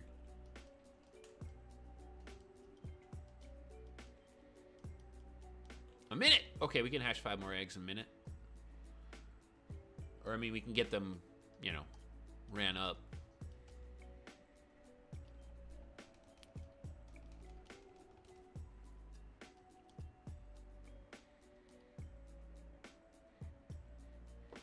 I'm doing one of the most boring parts of this run where at one part you gotta rock smash all these rocks to get a pickaxe. That way you don't have to teach Pokemon Rock Smash no more. Then you do basically the same thing for cut. And it's very boring. I would love to see them make a Pokemon game where I would love to see like a morph between Legends and Scarlet Violet. I think that'd be really fun. Well, Legends would have been great if they would have just put a regular battle system in it. That's all they got to do. Legends with a regular battle system. I think you need to expand the world a little bit. I will say that. Well, okay, yeah, okay, good point. But after we were done, like after I was done, there really wasn't much to do in the game. And there's multiple areas, but those areas are. They feel very small once you're done with the game.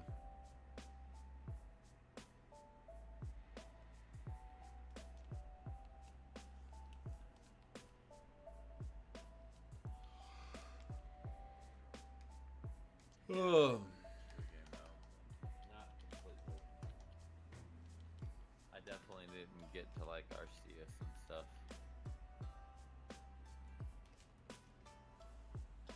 Though there was some hard parts of that. Honestly, the Giratina battle at the end and stuff, all that stuff was really quite difficult.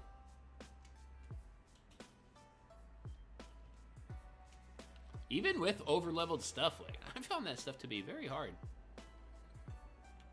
I was just bored of that game because it didn't really have battles at all to me. Yeah, no. If you like competitive Pokemon, Legends Arceus is not for you. If you like shiny hunting, Legends Arceus is definitely goated. Yeah. It's crazy good.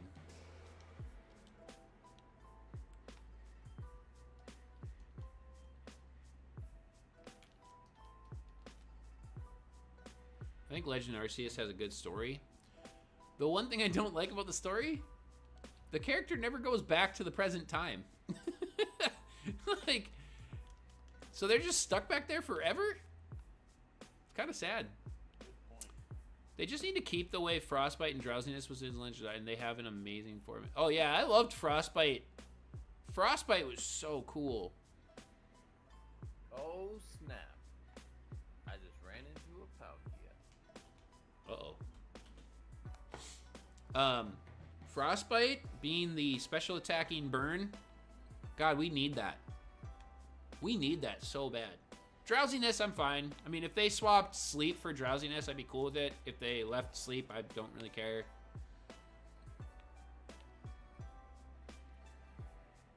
I don't know which one would be worst. But Frostbite was a really cool concept that I was really kind of disappointed that it didn't make its way to Scarlet Violet. Maybe in the DLCs. I would say that maybe the DLCs bring some kind of a link to the past to Legends Arceus, but they don't. We already know they don't. Once again, the Pokemon Company just always stay missing. Okay, got Para. If the Pokemon Company were equivalent to a basketball player, it would be pretty much any high-end center shooting free throws. They just stay missing.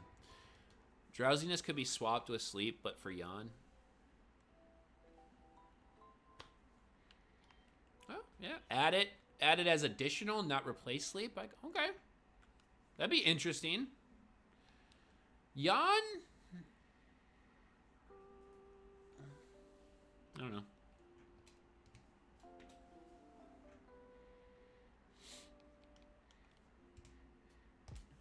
Oh, shoot. You know, I got up and I got right after this stream that I didn't do anything, bro. I should have clipped my shiny Fuecoco from last night.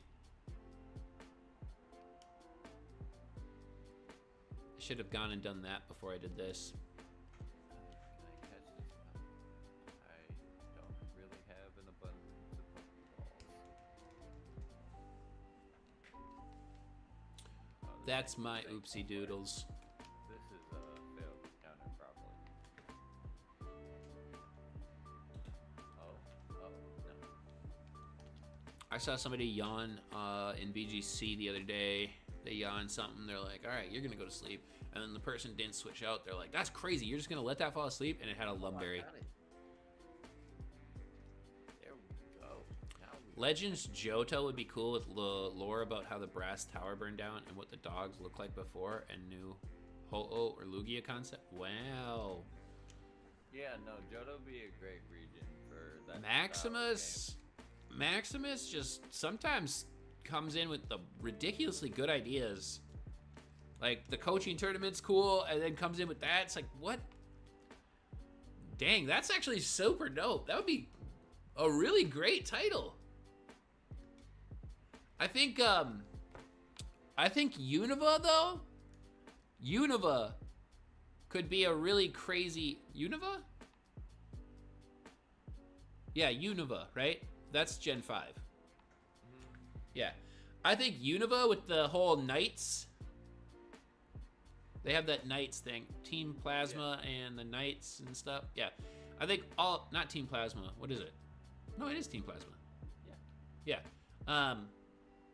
If you use like the Knights and stuff of all the history, I feel like that one could really kind of go hard for a Legends title. Original Dragon Legend would be sick. Unova would be sick. Unova needs love. I don't know. I'm indifferent towards it. I don't have an opinion. If I had to pick something for the next thing to happen, I would want either a Legends title or a Let's Go title. And I would love to see a Let's Go Johto. And if it's a Legends title, I actually trust that no matter which generation they chose, it'd be fine.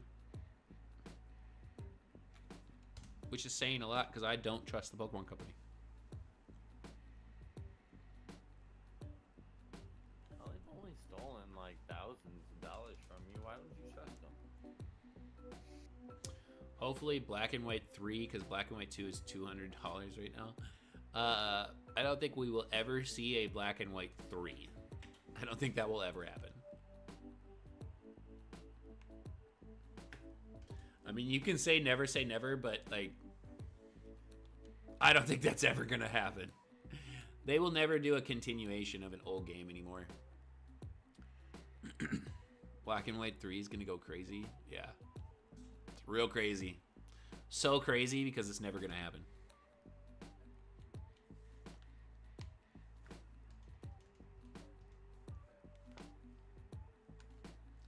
Black and White 3 is just Oshawott. Yeah. They built their own Kaizo Iron Man. All you get to use is an Oshawott that swallowed an Everstone and can't ever evolve.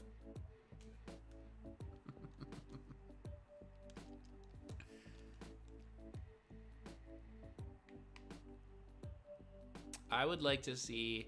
I think a Let's Go Johto would be fun. I would really love to see a Let's Go Johto.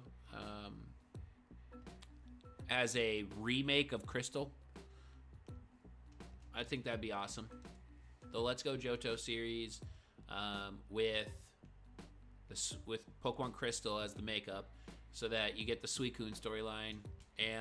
But here's the important part. I do want it so that I can go back to Kanto once I'm done with Johto. That was like the best thing about Johto, about Gen 2, was that we could go back and take on Kanto. Them doing that one time actually spoiled us, because it literally made it so that like every generation we wanted to be able to go back to the past generations.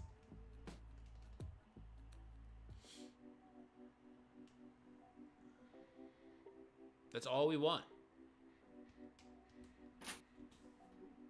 Oh my.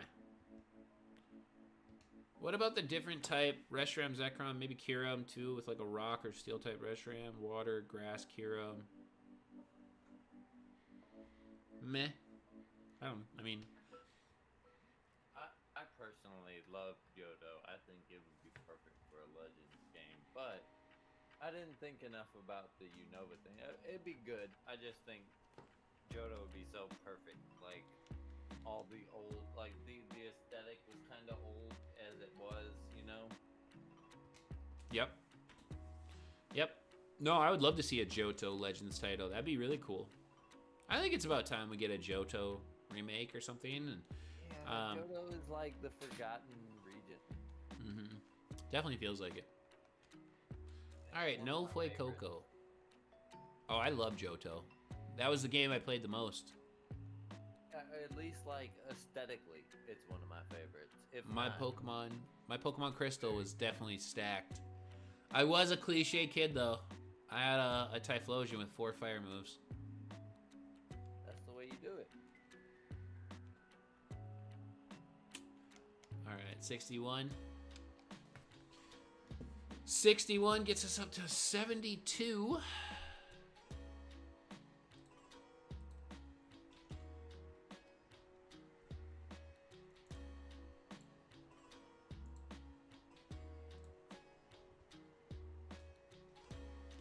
Bro's running the Ember Typhlosion.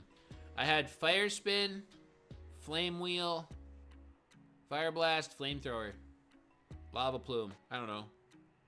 I didn't run Ember. You ran Fire Spin to trap. Then you just slap them with Fire Blast. After you miss all your Fire Blasts, you use Flamethrower. And then Lava Plume was just right there. Or whatever, I don't know. Unova, no one talked about it until Legends, and Johto is still the hotspot for streamers. The Johto Kid Typhlosion is supposed to be Flamethrower, Fire Blast, Eruption, Flamethrower, right? I ran Fire Spin.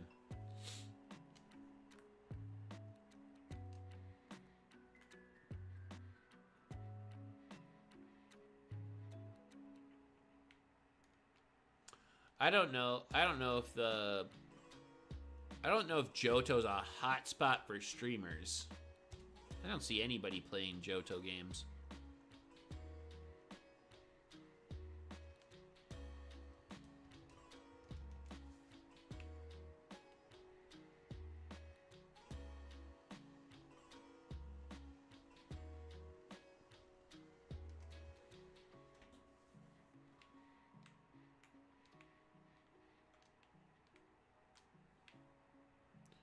You ever eat a peanut butter banana sandwich? Your mom's a hotspot for Mac. Maybe.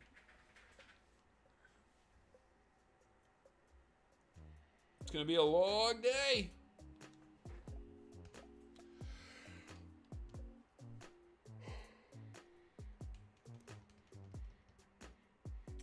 There are ROMs for it that a lot of people like, and randomizers are sometimes in Johto. Yeah, no, I mean, some, yeah.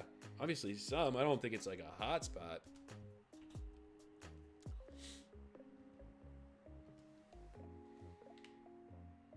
All right, 11:42. That would take us to, or 11:43, 53:03, 13. So 12:13 is when these eggs sandwich should be over. I had to tell Damon about my Palkia. I had to get up for a second. Get another energy drink. Oh, wait. Get another energy drink? Jeez. I gotta go make my second cup of coffee. I haven't even had my second cup of coffee yet. I drink a lot of energy drinks. Oh my And, god. I mean, I'm doing it a little on purpose today. I'm drinking them quickly. My lord. That's a lot. I'm a little concerned about having an energy drink. I don't know the last time I had an energy drink. It's been well over a year since I've had an energy drink. I can drink anyone under the table on an energy drink. That is such a weird flex. I have a problem. I have a real problem. Honestly, I think Izzy would be right up there with you, though. I have a severe problem. Last night was something. I was in a VC with Barry and Arts. Me and Arts were playing Unite. Barry was there doing things. Okay. Why is that weird? Oh, no. Last night was something. Oh. He didn't say weird.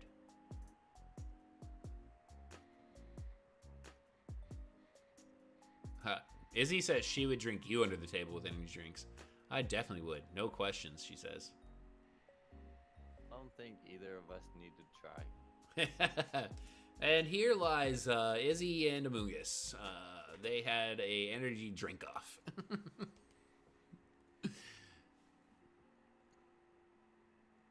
I have some pretty... Yeah, no, I have a problem.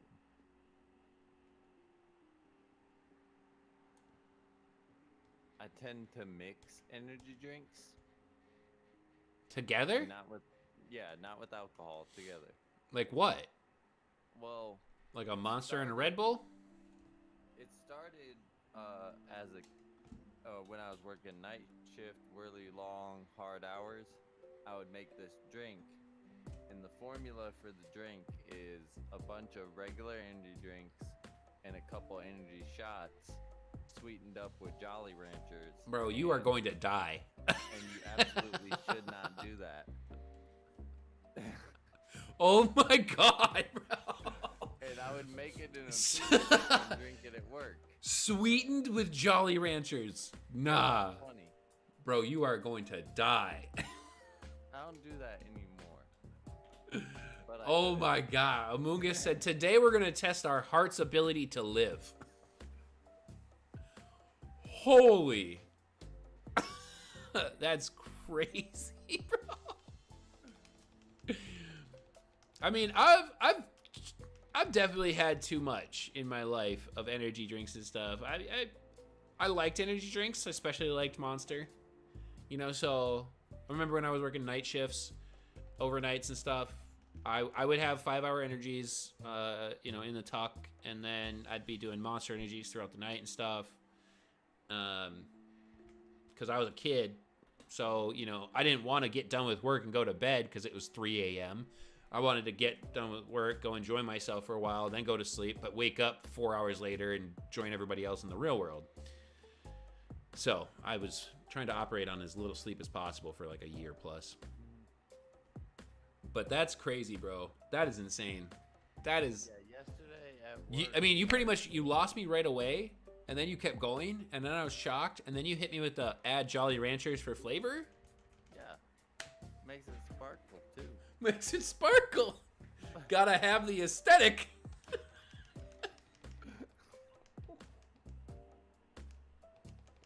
Man.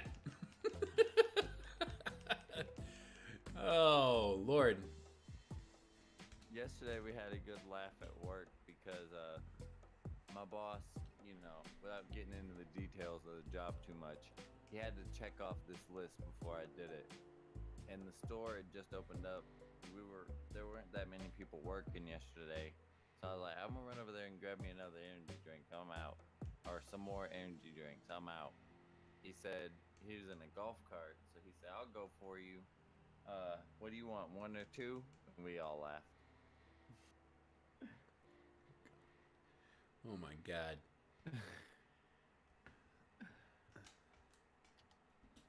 I I don't know what to say. I'm gonna have to hit up young Fungus with my condolences pretty soon here. Jesus. No, No, I know you're getting better. I say that in jet. I've calmed down since the night shift days, but I just drink energy drinks throughout the day. Like it's a lot more spread out. You watch The Boys, right? Yeah. And you know A-Train? Well, I don't. Yeah. Yeah, you know how he was juicing up on Compound V? Yeah. And so his heart like explodes basically from it. You're the future A-Train. we're gonna have this moment where Amogus is gonna be streaming and we're gonna hear his heartbeat. I know exactly what I'm doing. I know. I just gotta give you crap about it. I'm very experienced with drinking energy drinks. All right, I gotta go make another cup of coffee. I will be right back, you guys. The Boys is a great show. The Boys is amazing. Can't wait for the next season. I'll be right back.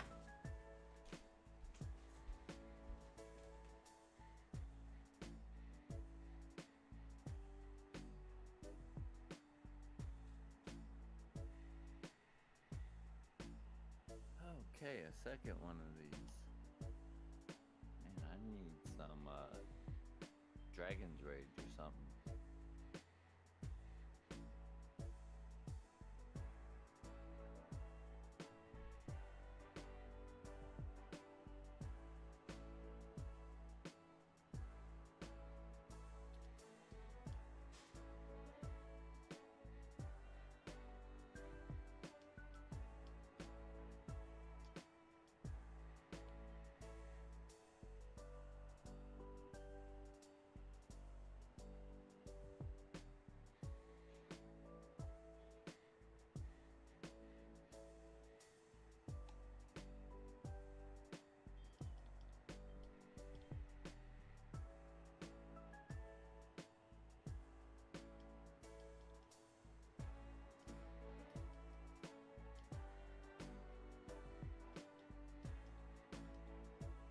My plan actually is to fuse Palkia and Charizard.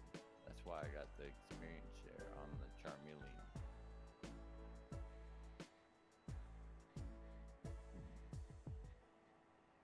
Gotta keep the Palkia alive first though.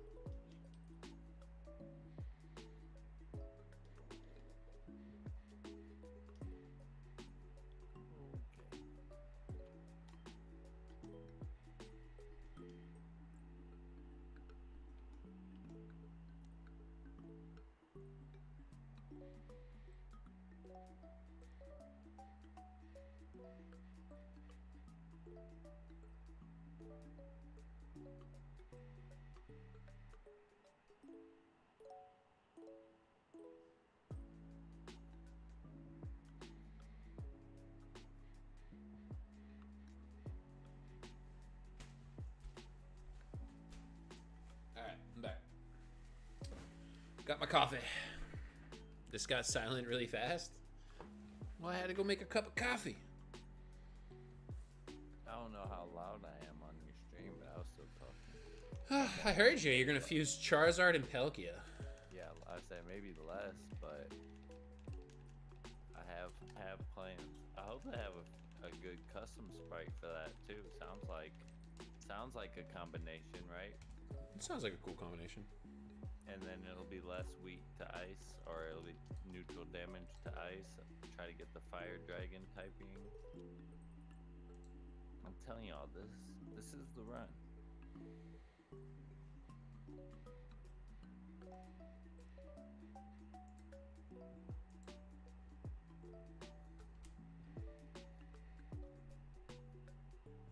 I've avoided at least most of the typical pitfalls, and we got this.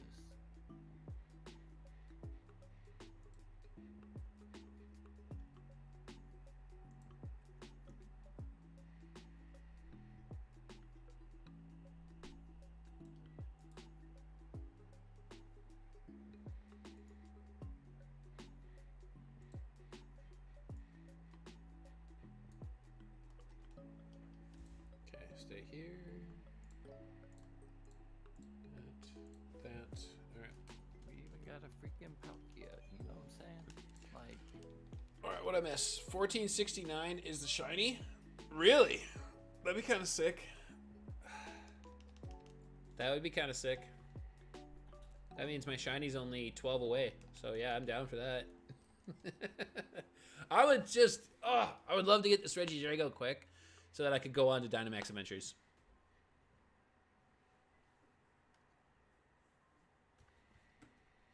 $69 420 is the shiny. You're an evil person for it. That's just evil, bro.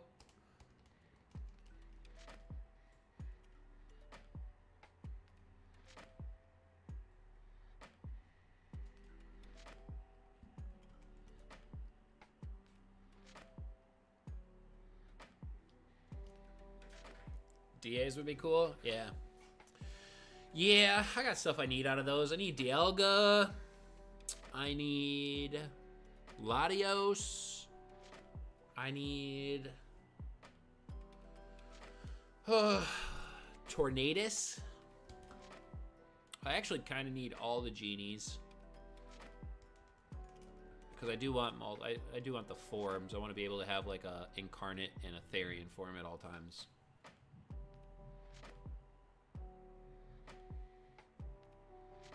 Was that thunder? what? Oh, real thunder?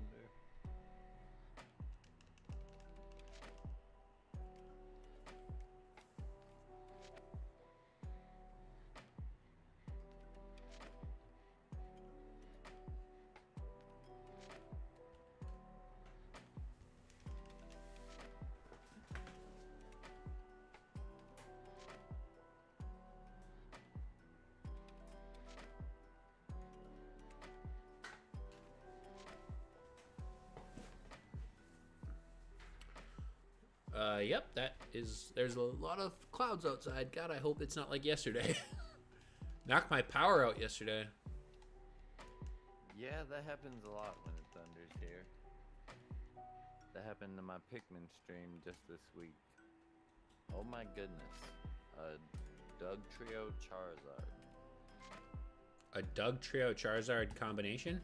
Yeah, like the it's a Charizard body, but then there's like roots and the Doug Trio on its neck, and it's a weird one. Regidrago about to make Groudon look like nothing? I don't think so. I think there's no feasible way that I go...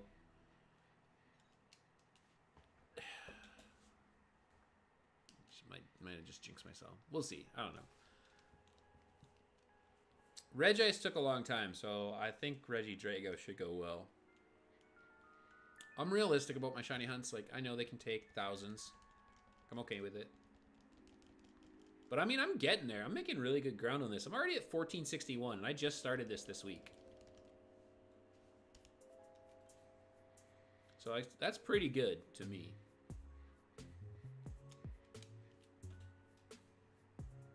Yeah, and that is kind of the thing. Like you say, it's always win. So when you can get a bunch of encounters just going, you're getting there. Was I hopeful it would happen under 1K? Sure. But was I okay with getting, like, I feel comfortable getting to 2,500 and not feeling bad about it. After 2,500 is where I'll be like hopeful for it. That's where I'll be like, all right, I hope this happens soon. You know, I don't even know what the odds on Reggie Drago are.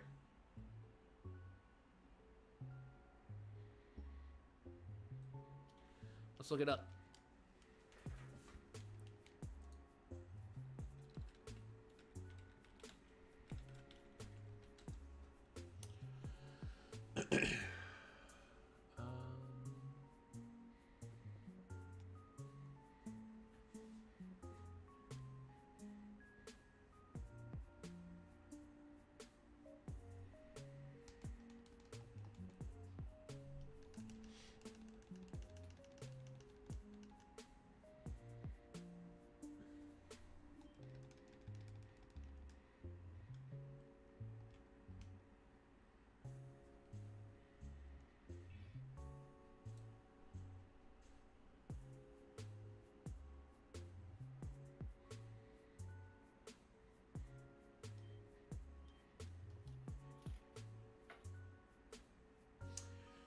So Shiny Charm does not affect the Reggies. Who's currently Master Rank in singles? Not me. Shiny Charm does not affect Reggies in Crown Tundra. It was confirmed by data miners, although I'm having trouble finding any reliable sources right now, but even without the confirmation, I had a very strong suspicion. Let's see here.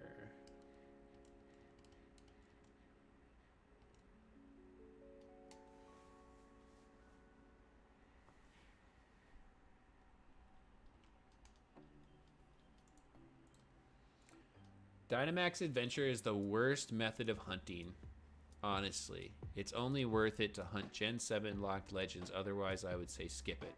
No, it's Justice Trail. So I was under odds with Regice. I don't know what odds are. I mean, is it the... Let me see here. I'm forgetting my odds. Sword and Shield... Shiny odds. Shiny Pokemon. 1 in 4,096 as standard. So it's 1 in 4,096. I forget. Yeah. So, so technically Regice was under odds.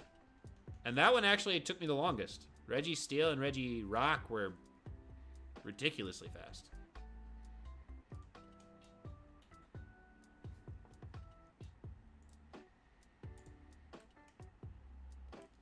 So we're good. We're chilling. We are not even close to odds right now.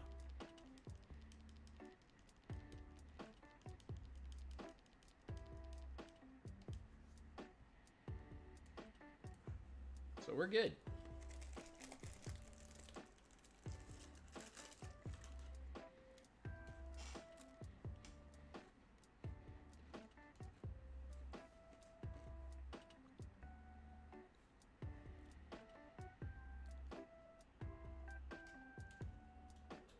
So many rage quitters in link battles.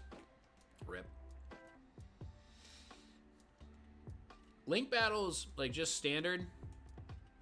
Honestly, what do you get? What you get is kids who don't know how to battle. Their Pokemon aren't trained. They use a lot of legends. Yeah, most of the time, yeah.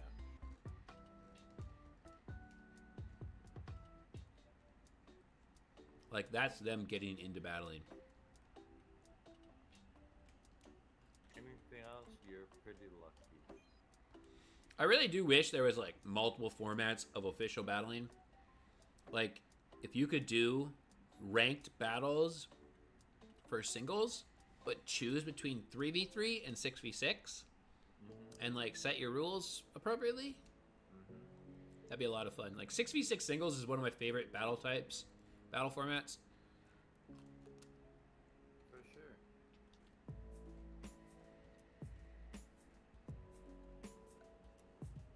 But it's like... What's up, Abdullah? Link battles are full of legendaries now. VGC is pretty much mostly Tornadus and Urshifu water. And hello. Not wrong. Not wrong. Why do I feel like I'm yelling?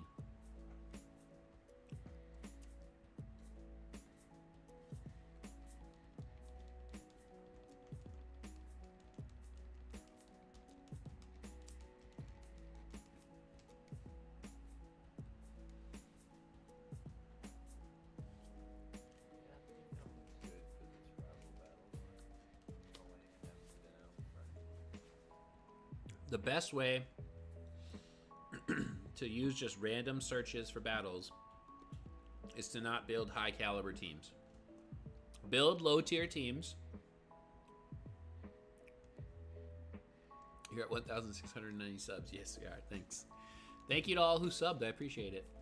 And make sure you guys hit that like button on the stream if you haven't yet. Subscribe if you're new. All that good stuff. I appreciate it. Thank you very much. Like, I like to use low tier stuff. I like to challenge it, but it does get annoying. It's frustrating when you constantly have to just battle. It's like, oh great, here's another Urshifu, Qianpao, you know, just nothing but the same stuff over and over and over and over and over. Yeah.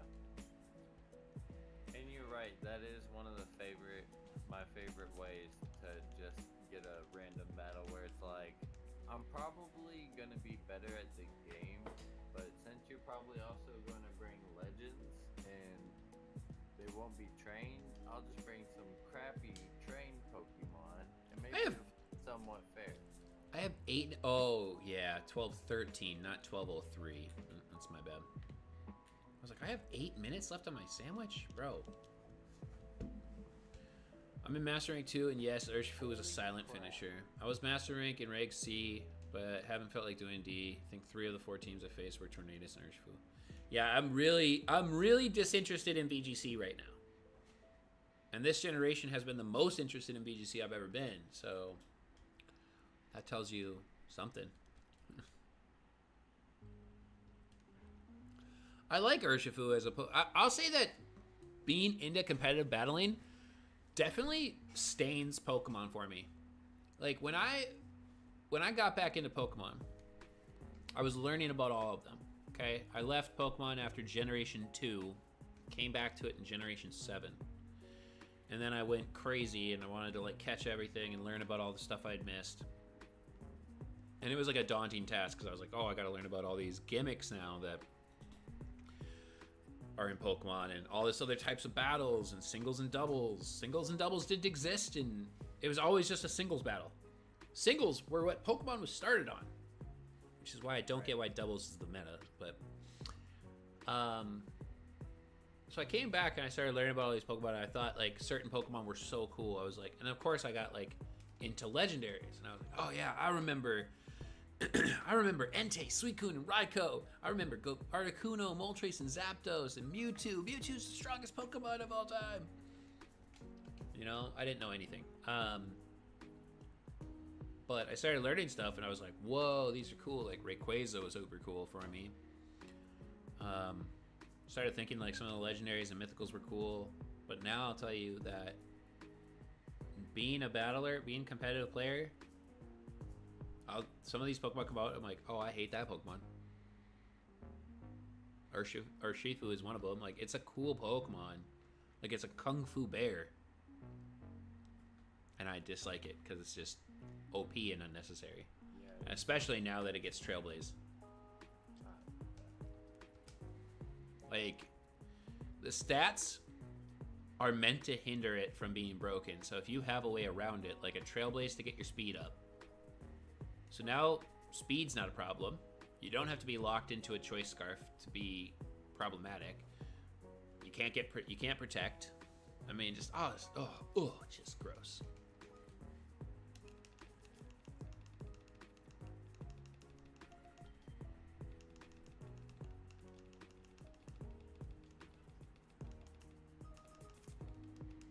Oh my gosh. Why are there so many eggs? Oh my lord. I just checked them. But, well, I mean, it's whatever. I mean, they're still cool. I would love to... I just really wish they would release shinies, because I'm still holding true to that whole, I'll use the shinies I catch and only the shinies I catch kind of thing. I've made some exceptions for Draft League, but...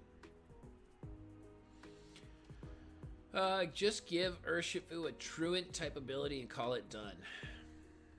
I don't think they'll ever do that again.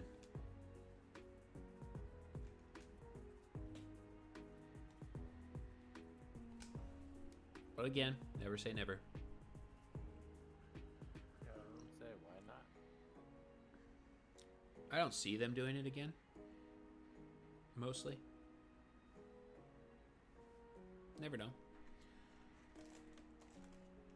It's already afternoon.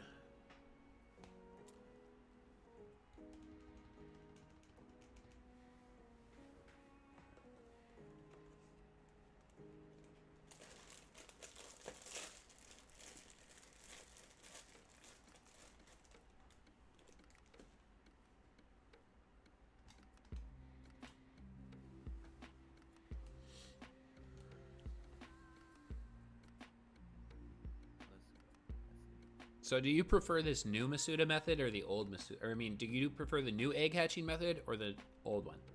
Definitely old. I don't like the whole sit here and wait kind of thing. Right, like... I feel like I'm wasting time. You do nothing? Well, why? Why was that the idea? Oh, they'll do nothing and they'll get what they want. They'll sit around for a half hour to an hour doing nothing. It is beneficial for dual hunting. I will say that. I think this feels beneficial for dual hunting. But like you sit around for a half hour to an hour if you want to do 2 sandwiches and collect like 100 something eggs. I feel like this wasn't something they needed to change. Right. Like, why did we get rid of nurseries? And why, if I'm trying to have a nice picnic, are my Pokemon all of a sudden in the mood? Like, bro, I was just trying to sit down, have some salami sandwiches, and y'all out there doing that? Thought we was making sandwiches, not eggs. We're trying to make a sandwich over here. You two cut that out. Like, I don't know. I don't get the... It'd be so interesting to hear the thought process that goes through when they're, like, developing these games. Hey, boss, I had an idea. What about, instead of nurseries, when you try to sit down and have an enjoyable picnic, Pokemon just start going at it. You genius. Get this man a raise.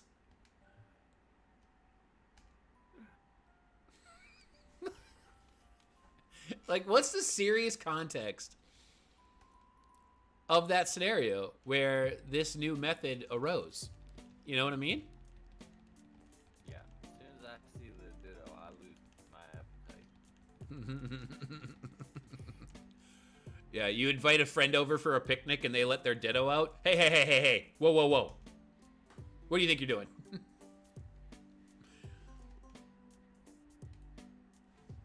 You're having a nice picnic with your child and your Pokemon just start going at it. Fire idea. Right, Izzy? Right? I don't know.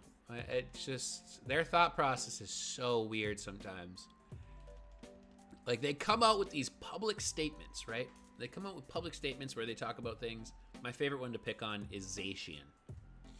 They're like, oh, we want to make sure that we create a balanced meta. Oh, but here's Zacian. Like, excuse me? You guys, I think you guys didn't understand your own comment. Like, what?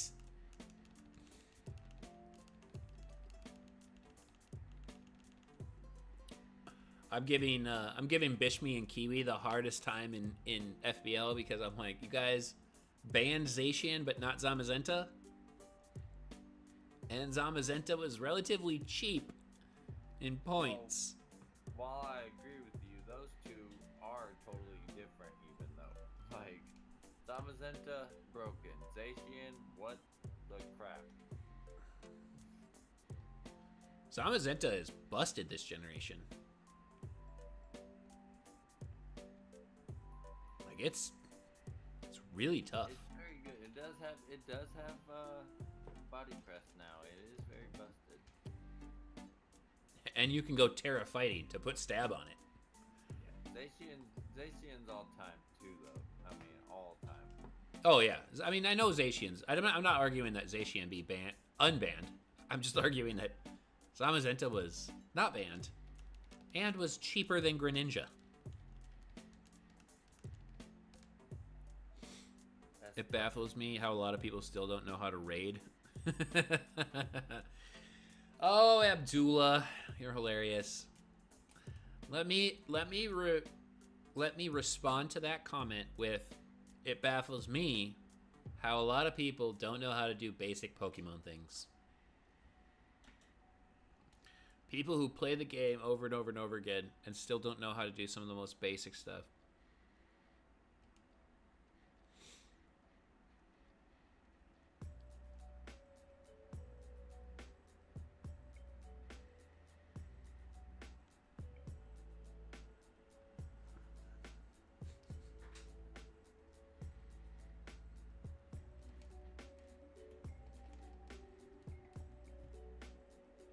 Just trying to eat my pasta, man. He's like, I'm not ready for all this. I'm just trying to enjoy the carbonara. Like, bruh, come on. Whoops, I should have made a sandwich. All right, how'd we do? 1 box? Not even 2 boxes. We got 58 eggs. Bring me to an even number. That's kind of cool. What's gonna be my loot next? Well, probably these two again. Let's see. Eggs. No battling. Mana for everyone for it. Steal as much as you'd like. Someone yesterday was asking me to shiny hunt for their community. I was like, I'm not going to shiny hunt for people who have the same game. I mean, I shiny hunt for people now. Because I have everything.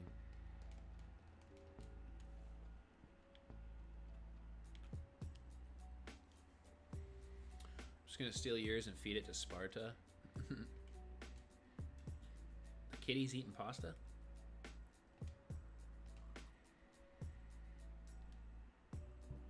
Then they offered me some Apper Balls, and I caved. Oh, I would do that for Apper Balls. Then again, I just can gen Apper Balls.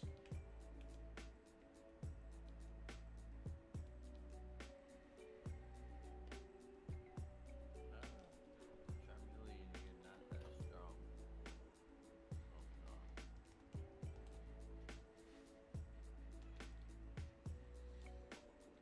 I'm gonna show up and take the something and leave Izzy. Oh, take the pot and leave Izzy. Yo, I found the full video of Oppenheimer. Be honest. Be honest for it. You were looking for Barbie, weren't you?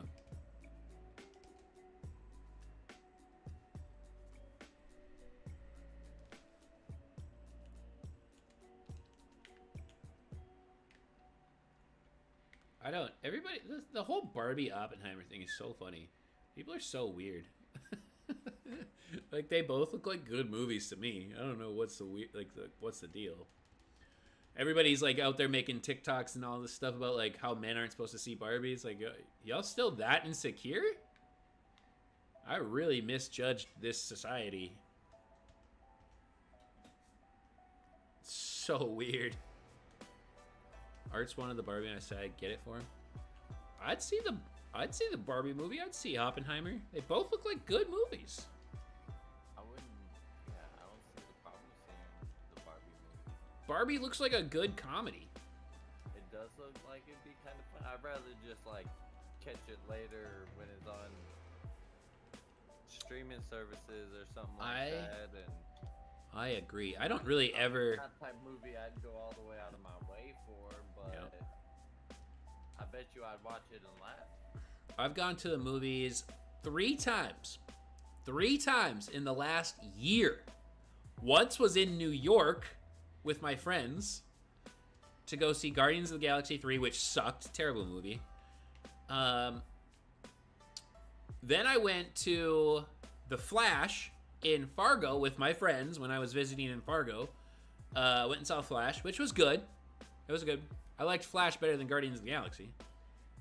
But for me, going to those 2 movies was more about the experience with my friends than it was going for the movie. Yeah. And then I've gone to the movies 1 time here in Florida since I've lived here. The Flash was bad? Nah, for it. You have a terrible opinion. You cannot say Flash was bad. It was a good movie. And don't give me the CGI crap. That's such a BS thing to call a movie bad nowadays. Like, that's so dumb. The Flash was a good movie. Could I have done it better? Yes. But Flash was a good movie. So, no.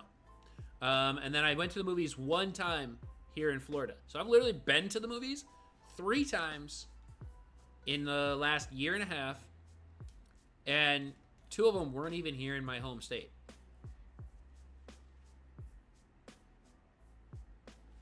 I'll bet you for it, you cannot give me a valid point as to why The Flash is bad.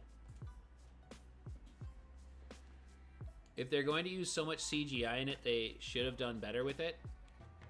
That's not a reason to call a movie bad. You're watching the movie for the plot and and that's it. Don't worry about the CGI. Because you can't tell me that you're going to watch CGI of other movies and not complain about those. You just get over it and enjoy the movie. I showed up, arrested you, and I somehow took custody of the pot and committed perjury, and I swear I wouldn't eat it. But I did eat it. What? Maximus and Izzy are developing some lore right now.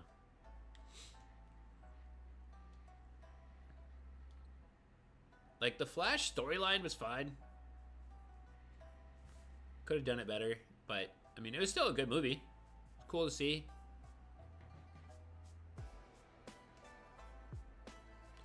I dislike that people, like, boycotted the movie because of Ezra Miller. I mean, I don't care about that stuff. Oh, no. Oh, nah. Well, I guess we'll see you in a few minutes, Maximus.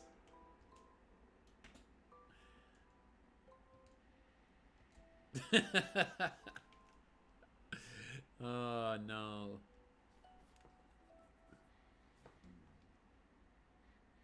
It's for everyone, not just your greedy stomach.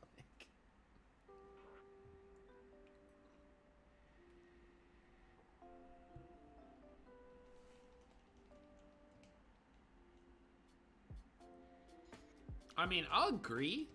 I'll agree on the Flashpoint, like, or on the Flash topic. Like, I don't know why their CGI was so bad. Like, I don't know if they just didn't care. But, like, I could easily look past all that. I easily looked past that and still enjoyed the movie quite a bit, so.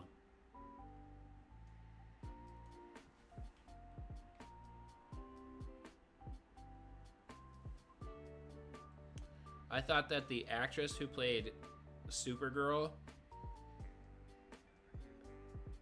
not a reflection of her as a person, but I think she played the character terribly. I think she played the character so bad. Like, ugh. I don't know.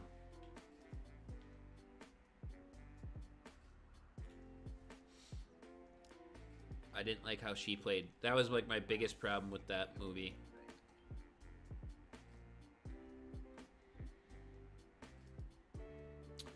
I don't know why they couldn't just have Superman in it instead of Supergirl because of scheduling. That's what I think too is ruining these movies. Is like they're willing to take shortcuts because actors are doing something else or this or that. I mean, I'm going to stand by the fact that Ben Affleck is one of the best Batmans we've ever gotten. And we didn't even really get him as a Batman. If you think about it, he was such a minuscule part of that whole universe when actually Batman is like the central part of that universe. His scenes. That warehouse scene in Batman v Superman when he takes out all the thugs. Just wow. Wow. Good job. He played the aged Batman so well. Like, he's been through it. He's experienced it. He had the loss of Robin. Like, he's just been through it. I loved it. I thought he played it so well. But then they just, I don't know. See, like, they just make weird stuff. There was no Reverse Flash. I'm fine with it not being a Reverse Flash. I'm fine with them trying to make similar storylines but different. So not having to do everything centered around Reverse Flash is fine with me.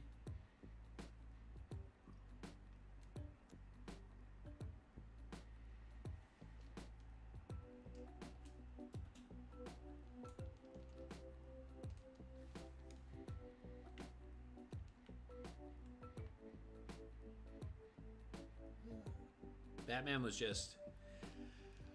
I thought Ben Affleck played a really good Bruce Wayne. I thought he did a great Bruce Wayne. He was kind of pompous, arrogant, knew he had money, knew he had influence kind of thing. But also, you would pick up on moments of where it's like, he is good. He's trying to be good for the greater good. So I really think he did play a phenomenal Bruce Wayne. His Batman was really good, like early on, Batman v Superman. Like when he brands the criminals. Ooh, woo. That stuff was dark and I loved it. Stuff was good.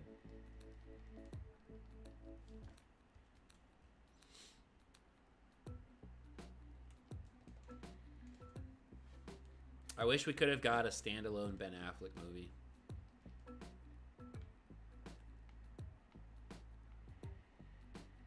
Yeah, I wonder what the deal with that is like. I don't know. Why is that not on the table still? I think there was terrible management of the DC universe. Terrible management. DC clears Marvel leaps and bounds, clears Marvel when it comes to animated universe. The animated DC movies are on an entirely another level. They are so good. But then when it comes to the actual movies, and they're not bad, they're not at the Marvel level. And I think it's honestly because they don't want to be. I think it's because those producers and directors and all that stuff, like, I don't think they want to come out. They don't want people to come out and say like, oh, they're just copying Marvel. But like, who cares, bro? Give me a good cinematic universe. Right. Like, if you started with Man of Steel, and I had problems with that one. I didn't like how Superman killed Zod. I get that it's a different world, but like, the whole point of Superman is that he like doesn't kill. And Batman too, but Batman is, I don't know. They both had Superman and Batman just murking people like left and right in that universe. Batman literally flew the Batwing over over the warehouse and just shot people with guns. I was like, what? Like, he blows up a truck that had at least like 3 dudes in it. They're dead. Like, Batman killed a lot of people. Oh my gosh. Hi, Rosie. Rosie?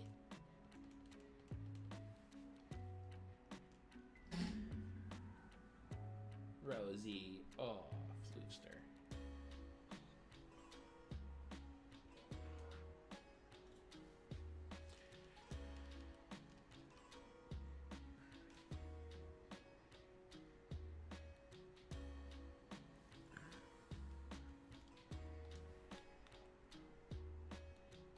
I will say that Robert Pattinson's movie, The Batman, is also up there in one of the best Batman movies I've ever seen.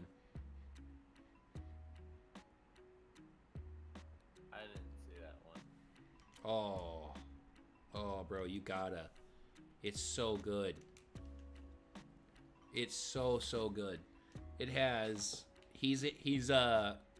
it's their take on a year 2 Batman. So it's his second year being Batman. So he's still not because Robert Pattinson was Batman or anything though.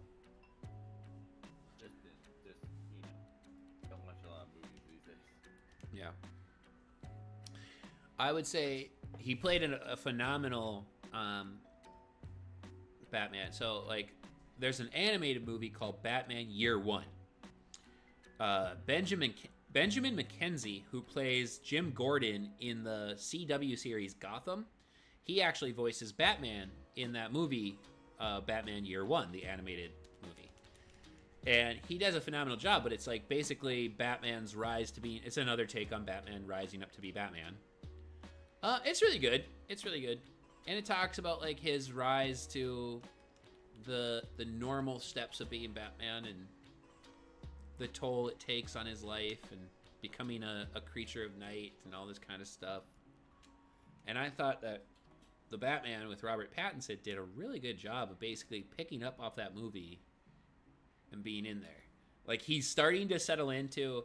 What I liked about Robert Pattinson was he was starting to settle into people knowing about him being a myth, like, oh, the Batman's not a real thing, but then enough people saying, like, yes, he is. They had the bat light, the bat signal.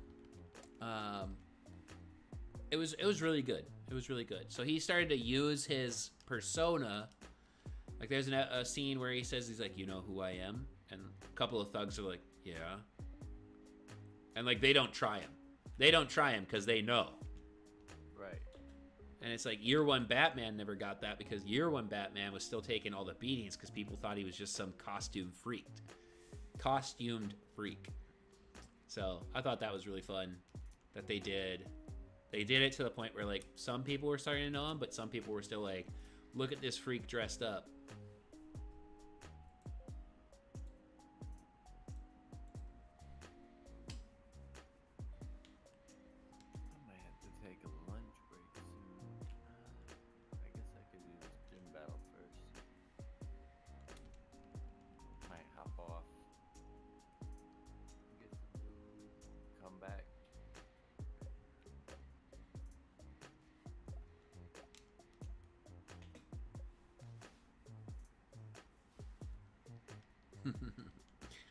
I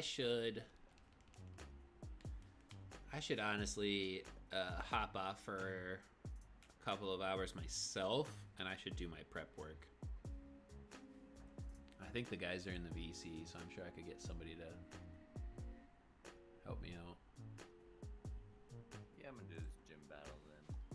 Grab some lunch.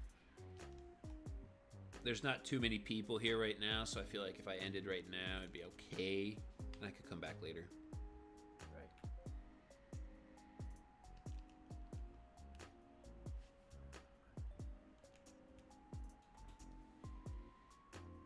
Because I need to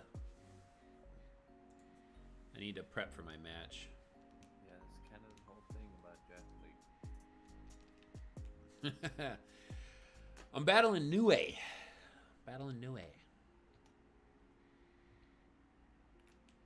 He's got a rain team. Interesting.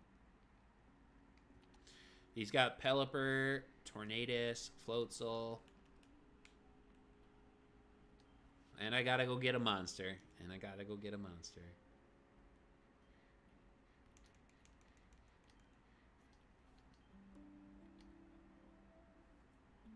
I'm honestly just very motivated to keep doing this Reggie Drago.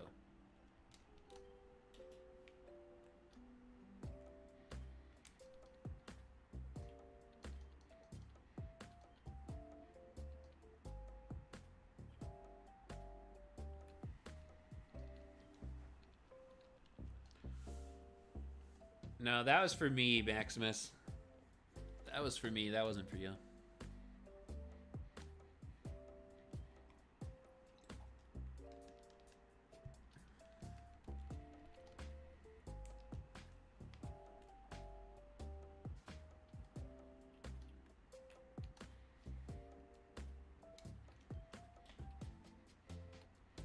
Why is there still a gun? Because she's threatening me. Not seriously, but... Context, bro. Context. You need to know the context.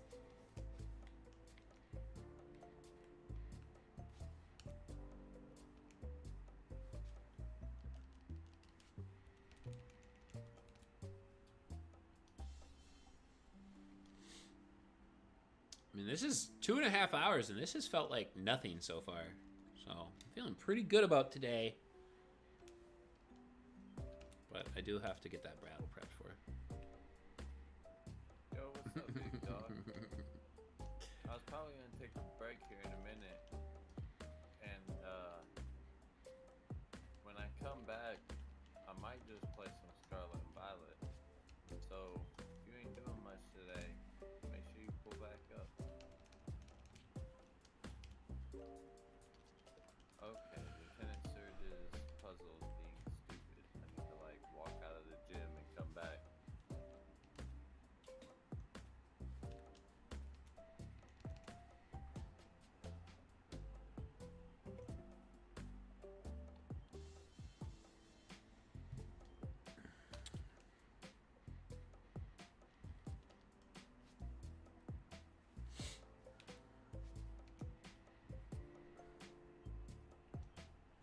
I'm trying my best to keep putting effort into the FBL matches.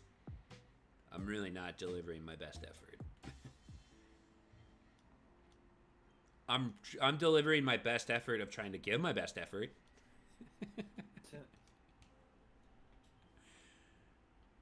I mean, I'm not just throwing it away. I mean, I did last week. I'm not going to lie.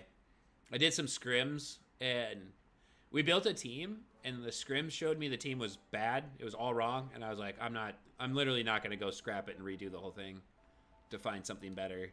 Like, I just was like, I'm done. I'm ready to go. Like, I'm just going to gen it and be fine. God dang it, bro. God dang it.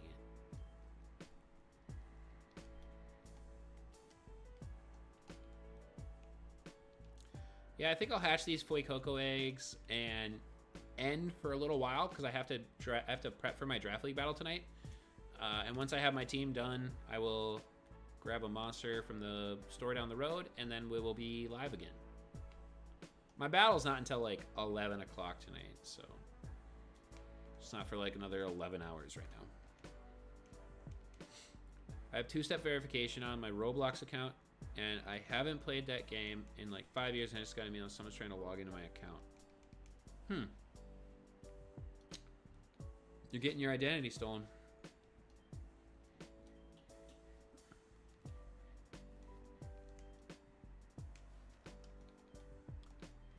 I made a recipe. Oh.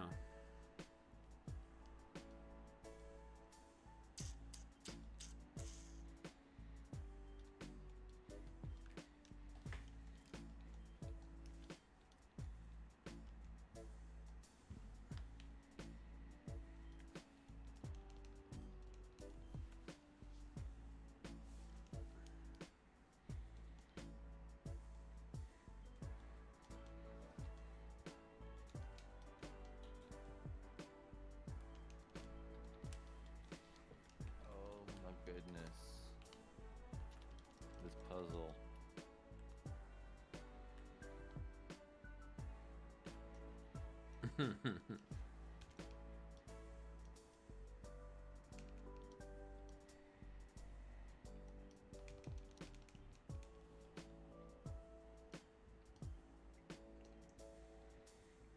Ooh, then I could also get my Fuecoco clip. Pull that out.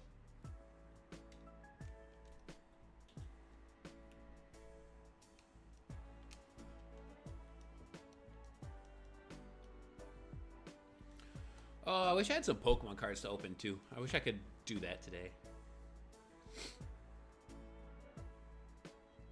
Maybe I should go buy a Paldea Evolved booster. Not booster, ETB. Those are only like 35 bucks right now.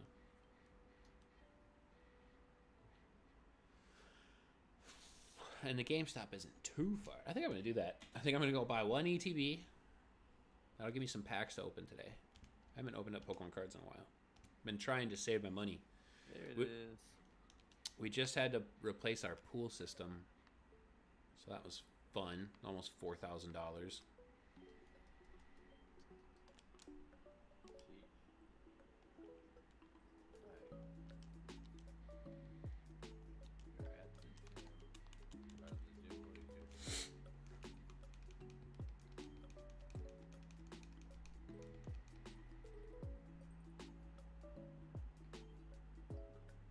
When you're at the store, go buy a pack. I'm gonna buy an ETB. I'm gonna buy, if there's Crown Zenith, I'll buy some Crown Zenith too, but I'm not gonna spend a bunch. I'm trying to be good and save money. First half of this year, I kind of went crazy. I've probably spent like, I don't want to say $2,000 on Pokemon cards, but probably close to $2 grand. I mean, I went nuts at the regionals. All those pop-up shops were... That's a little understandable. Yeah.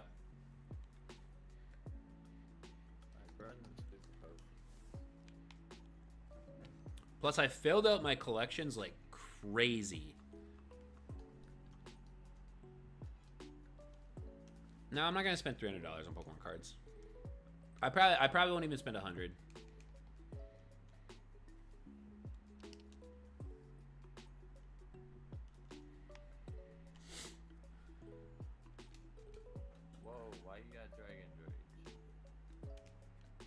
Maybe if I... Honestly, maybe if I start grinding out YouTube. Maybe if I start grinding out my YouTube again. Because, like, I was getting, like, $150 to $200 every month.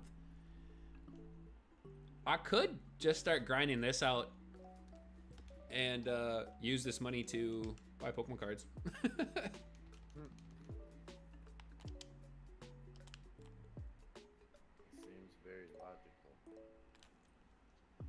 I mean, YouTube's not going to pay for the roof that I have to replace, but... Almost foolproof.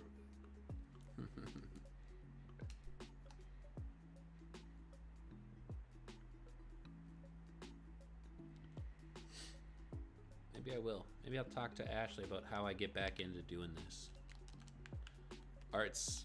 how did Arts word it last night? He said, like... Are you going to be back in your streaming bag or something like that? It's like, well, for the weekend I'm going to, but I just don't know how I weekly stream every day, you know, like I used to. I just don't know if I don't think I can ever achieve that ever again. Well, you don't have to do all of it. No, I know. Was he talking about Sosa's ribs again last night? No. He wasn't.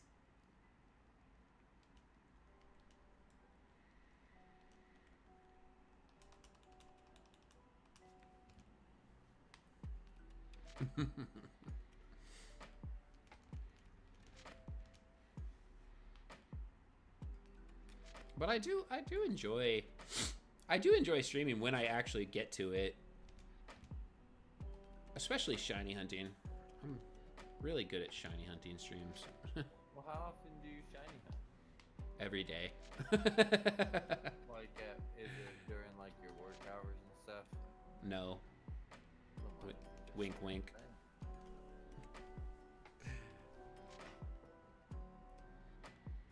Just change the shiny hunting routine to involve streaming. No, I know. And that's what started the channel. Was I was like, I do this, so why not just do it on stream? That's what basically I did to up my activity. I was like, all right, let's make this maybe I wouldn't say wasteful, but like idle gaming time. Let's make this content time. Mm-hmm. So when you sit down and you know you were gonna play the game anyway, that's fine. But like, do something. You know, me speaking to myself.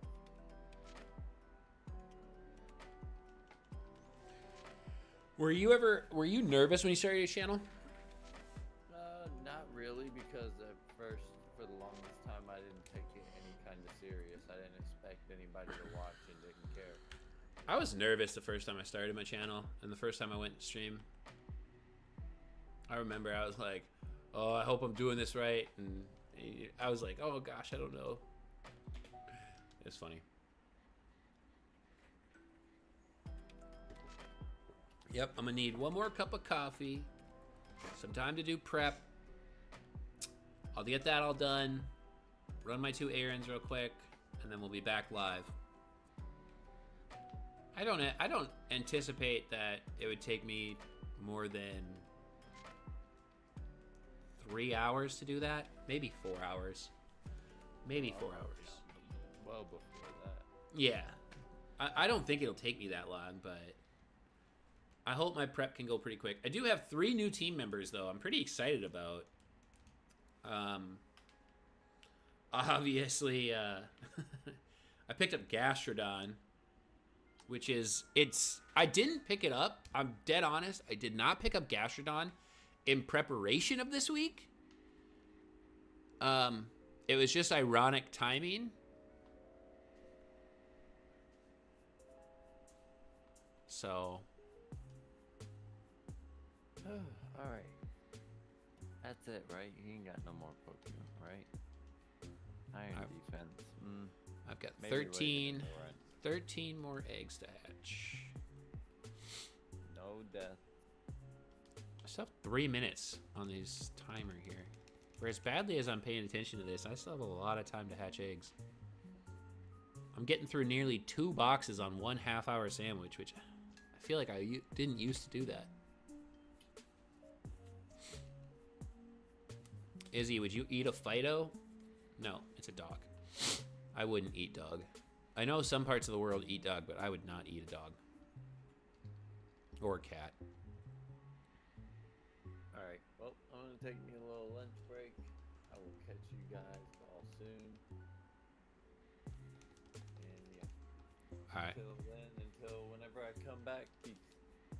Catch you later, Amogus.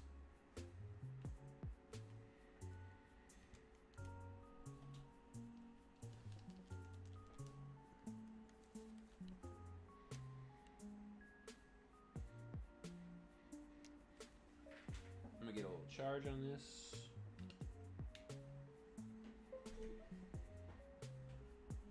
What that was.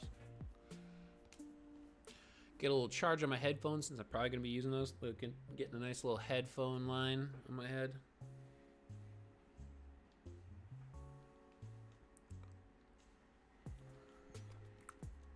Still a dog. Yeah, still a dog. That's my whole thing. Still a dog.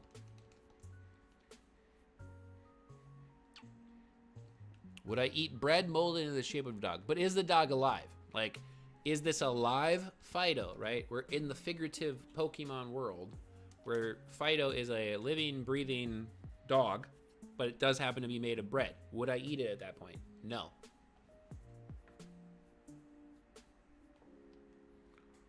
The answer is no.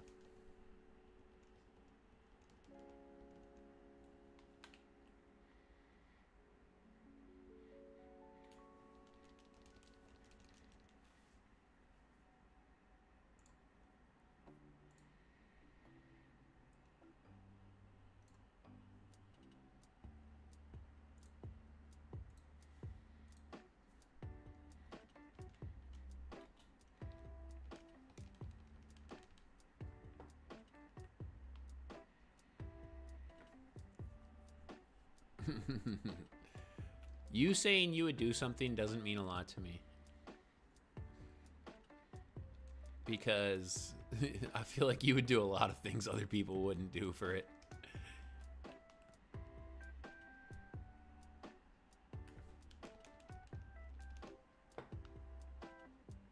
What if Fido just pooped bread?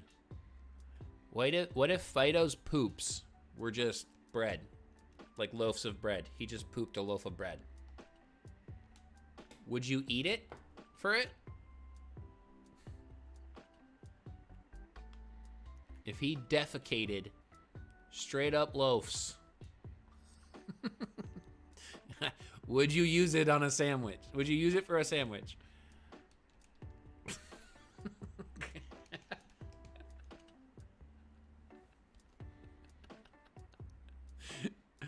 Mac boy, I'm trying to eat here. You need some bread for your pasta?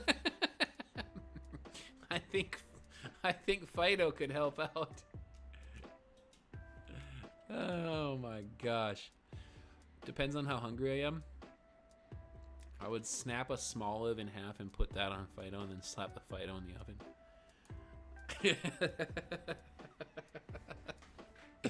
Oh man.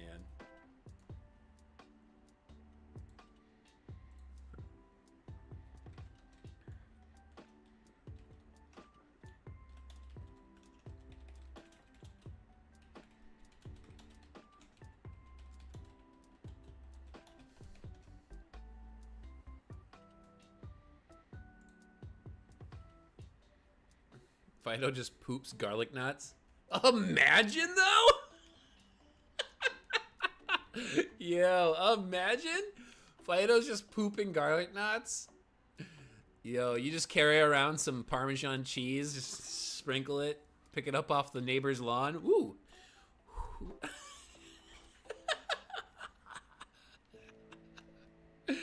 Gross. I lost my appetite. I like the idea of it pooping garlic knots. That's hilarious.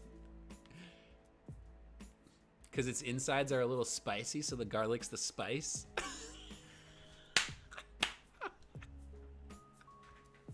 Oh, God. Terrible. Freaking terrible, bro. Stop. Please, I'm trying to eat.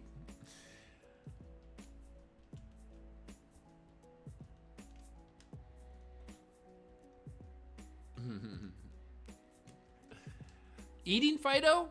No. Eating Fido's bread poop? Yes.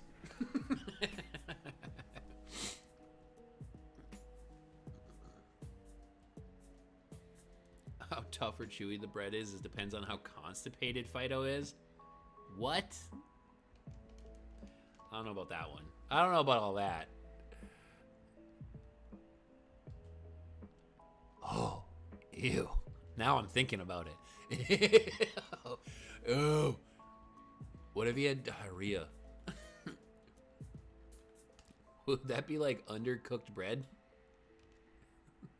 The bread just comes out like... Ew. Shuriken, what was the counter to Focus Energy Hydreigon? Gudra, Hisuian Gudra with what's the ability that ignores crits?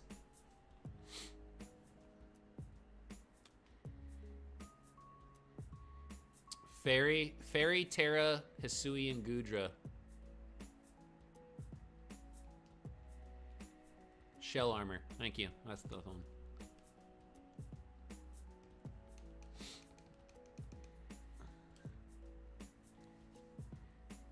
There's a few different abilities I think that ignore critical hits, right? Isn't there? Shell armor is one of them.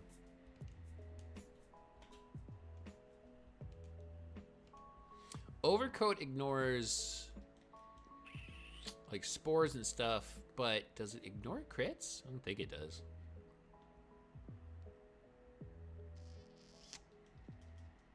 Does shiny Fido poop taste different from normal Fido poops? I don't know, bro. You tell us.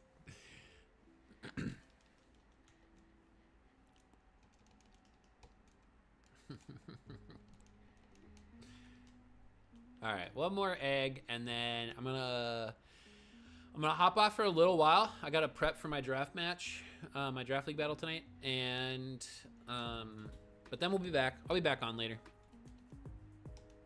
A few hours, something like that. I'm gonna also go grab some Pokemon cards so I can open up some Pokemon cards. Overcoat only protects from weather conditions.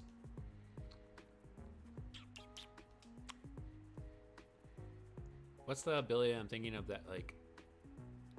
I don't know. No shiny Fuecoco today. Not yet, anyway. So that was 58 Fuecocos.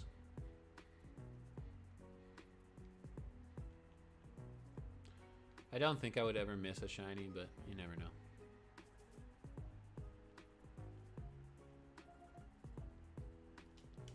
Okay, let's add that to the count. 58 and 72 is 130.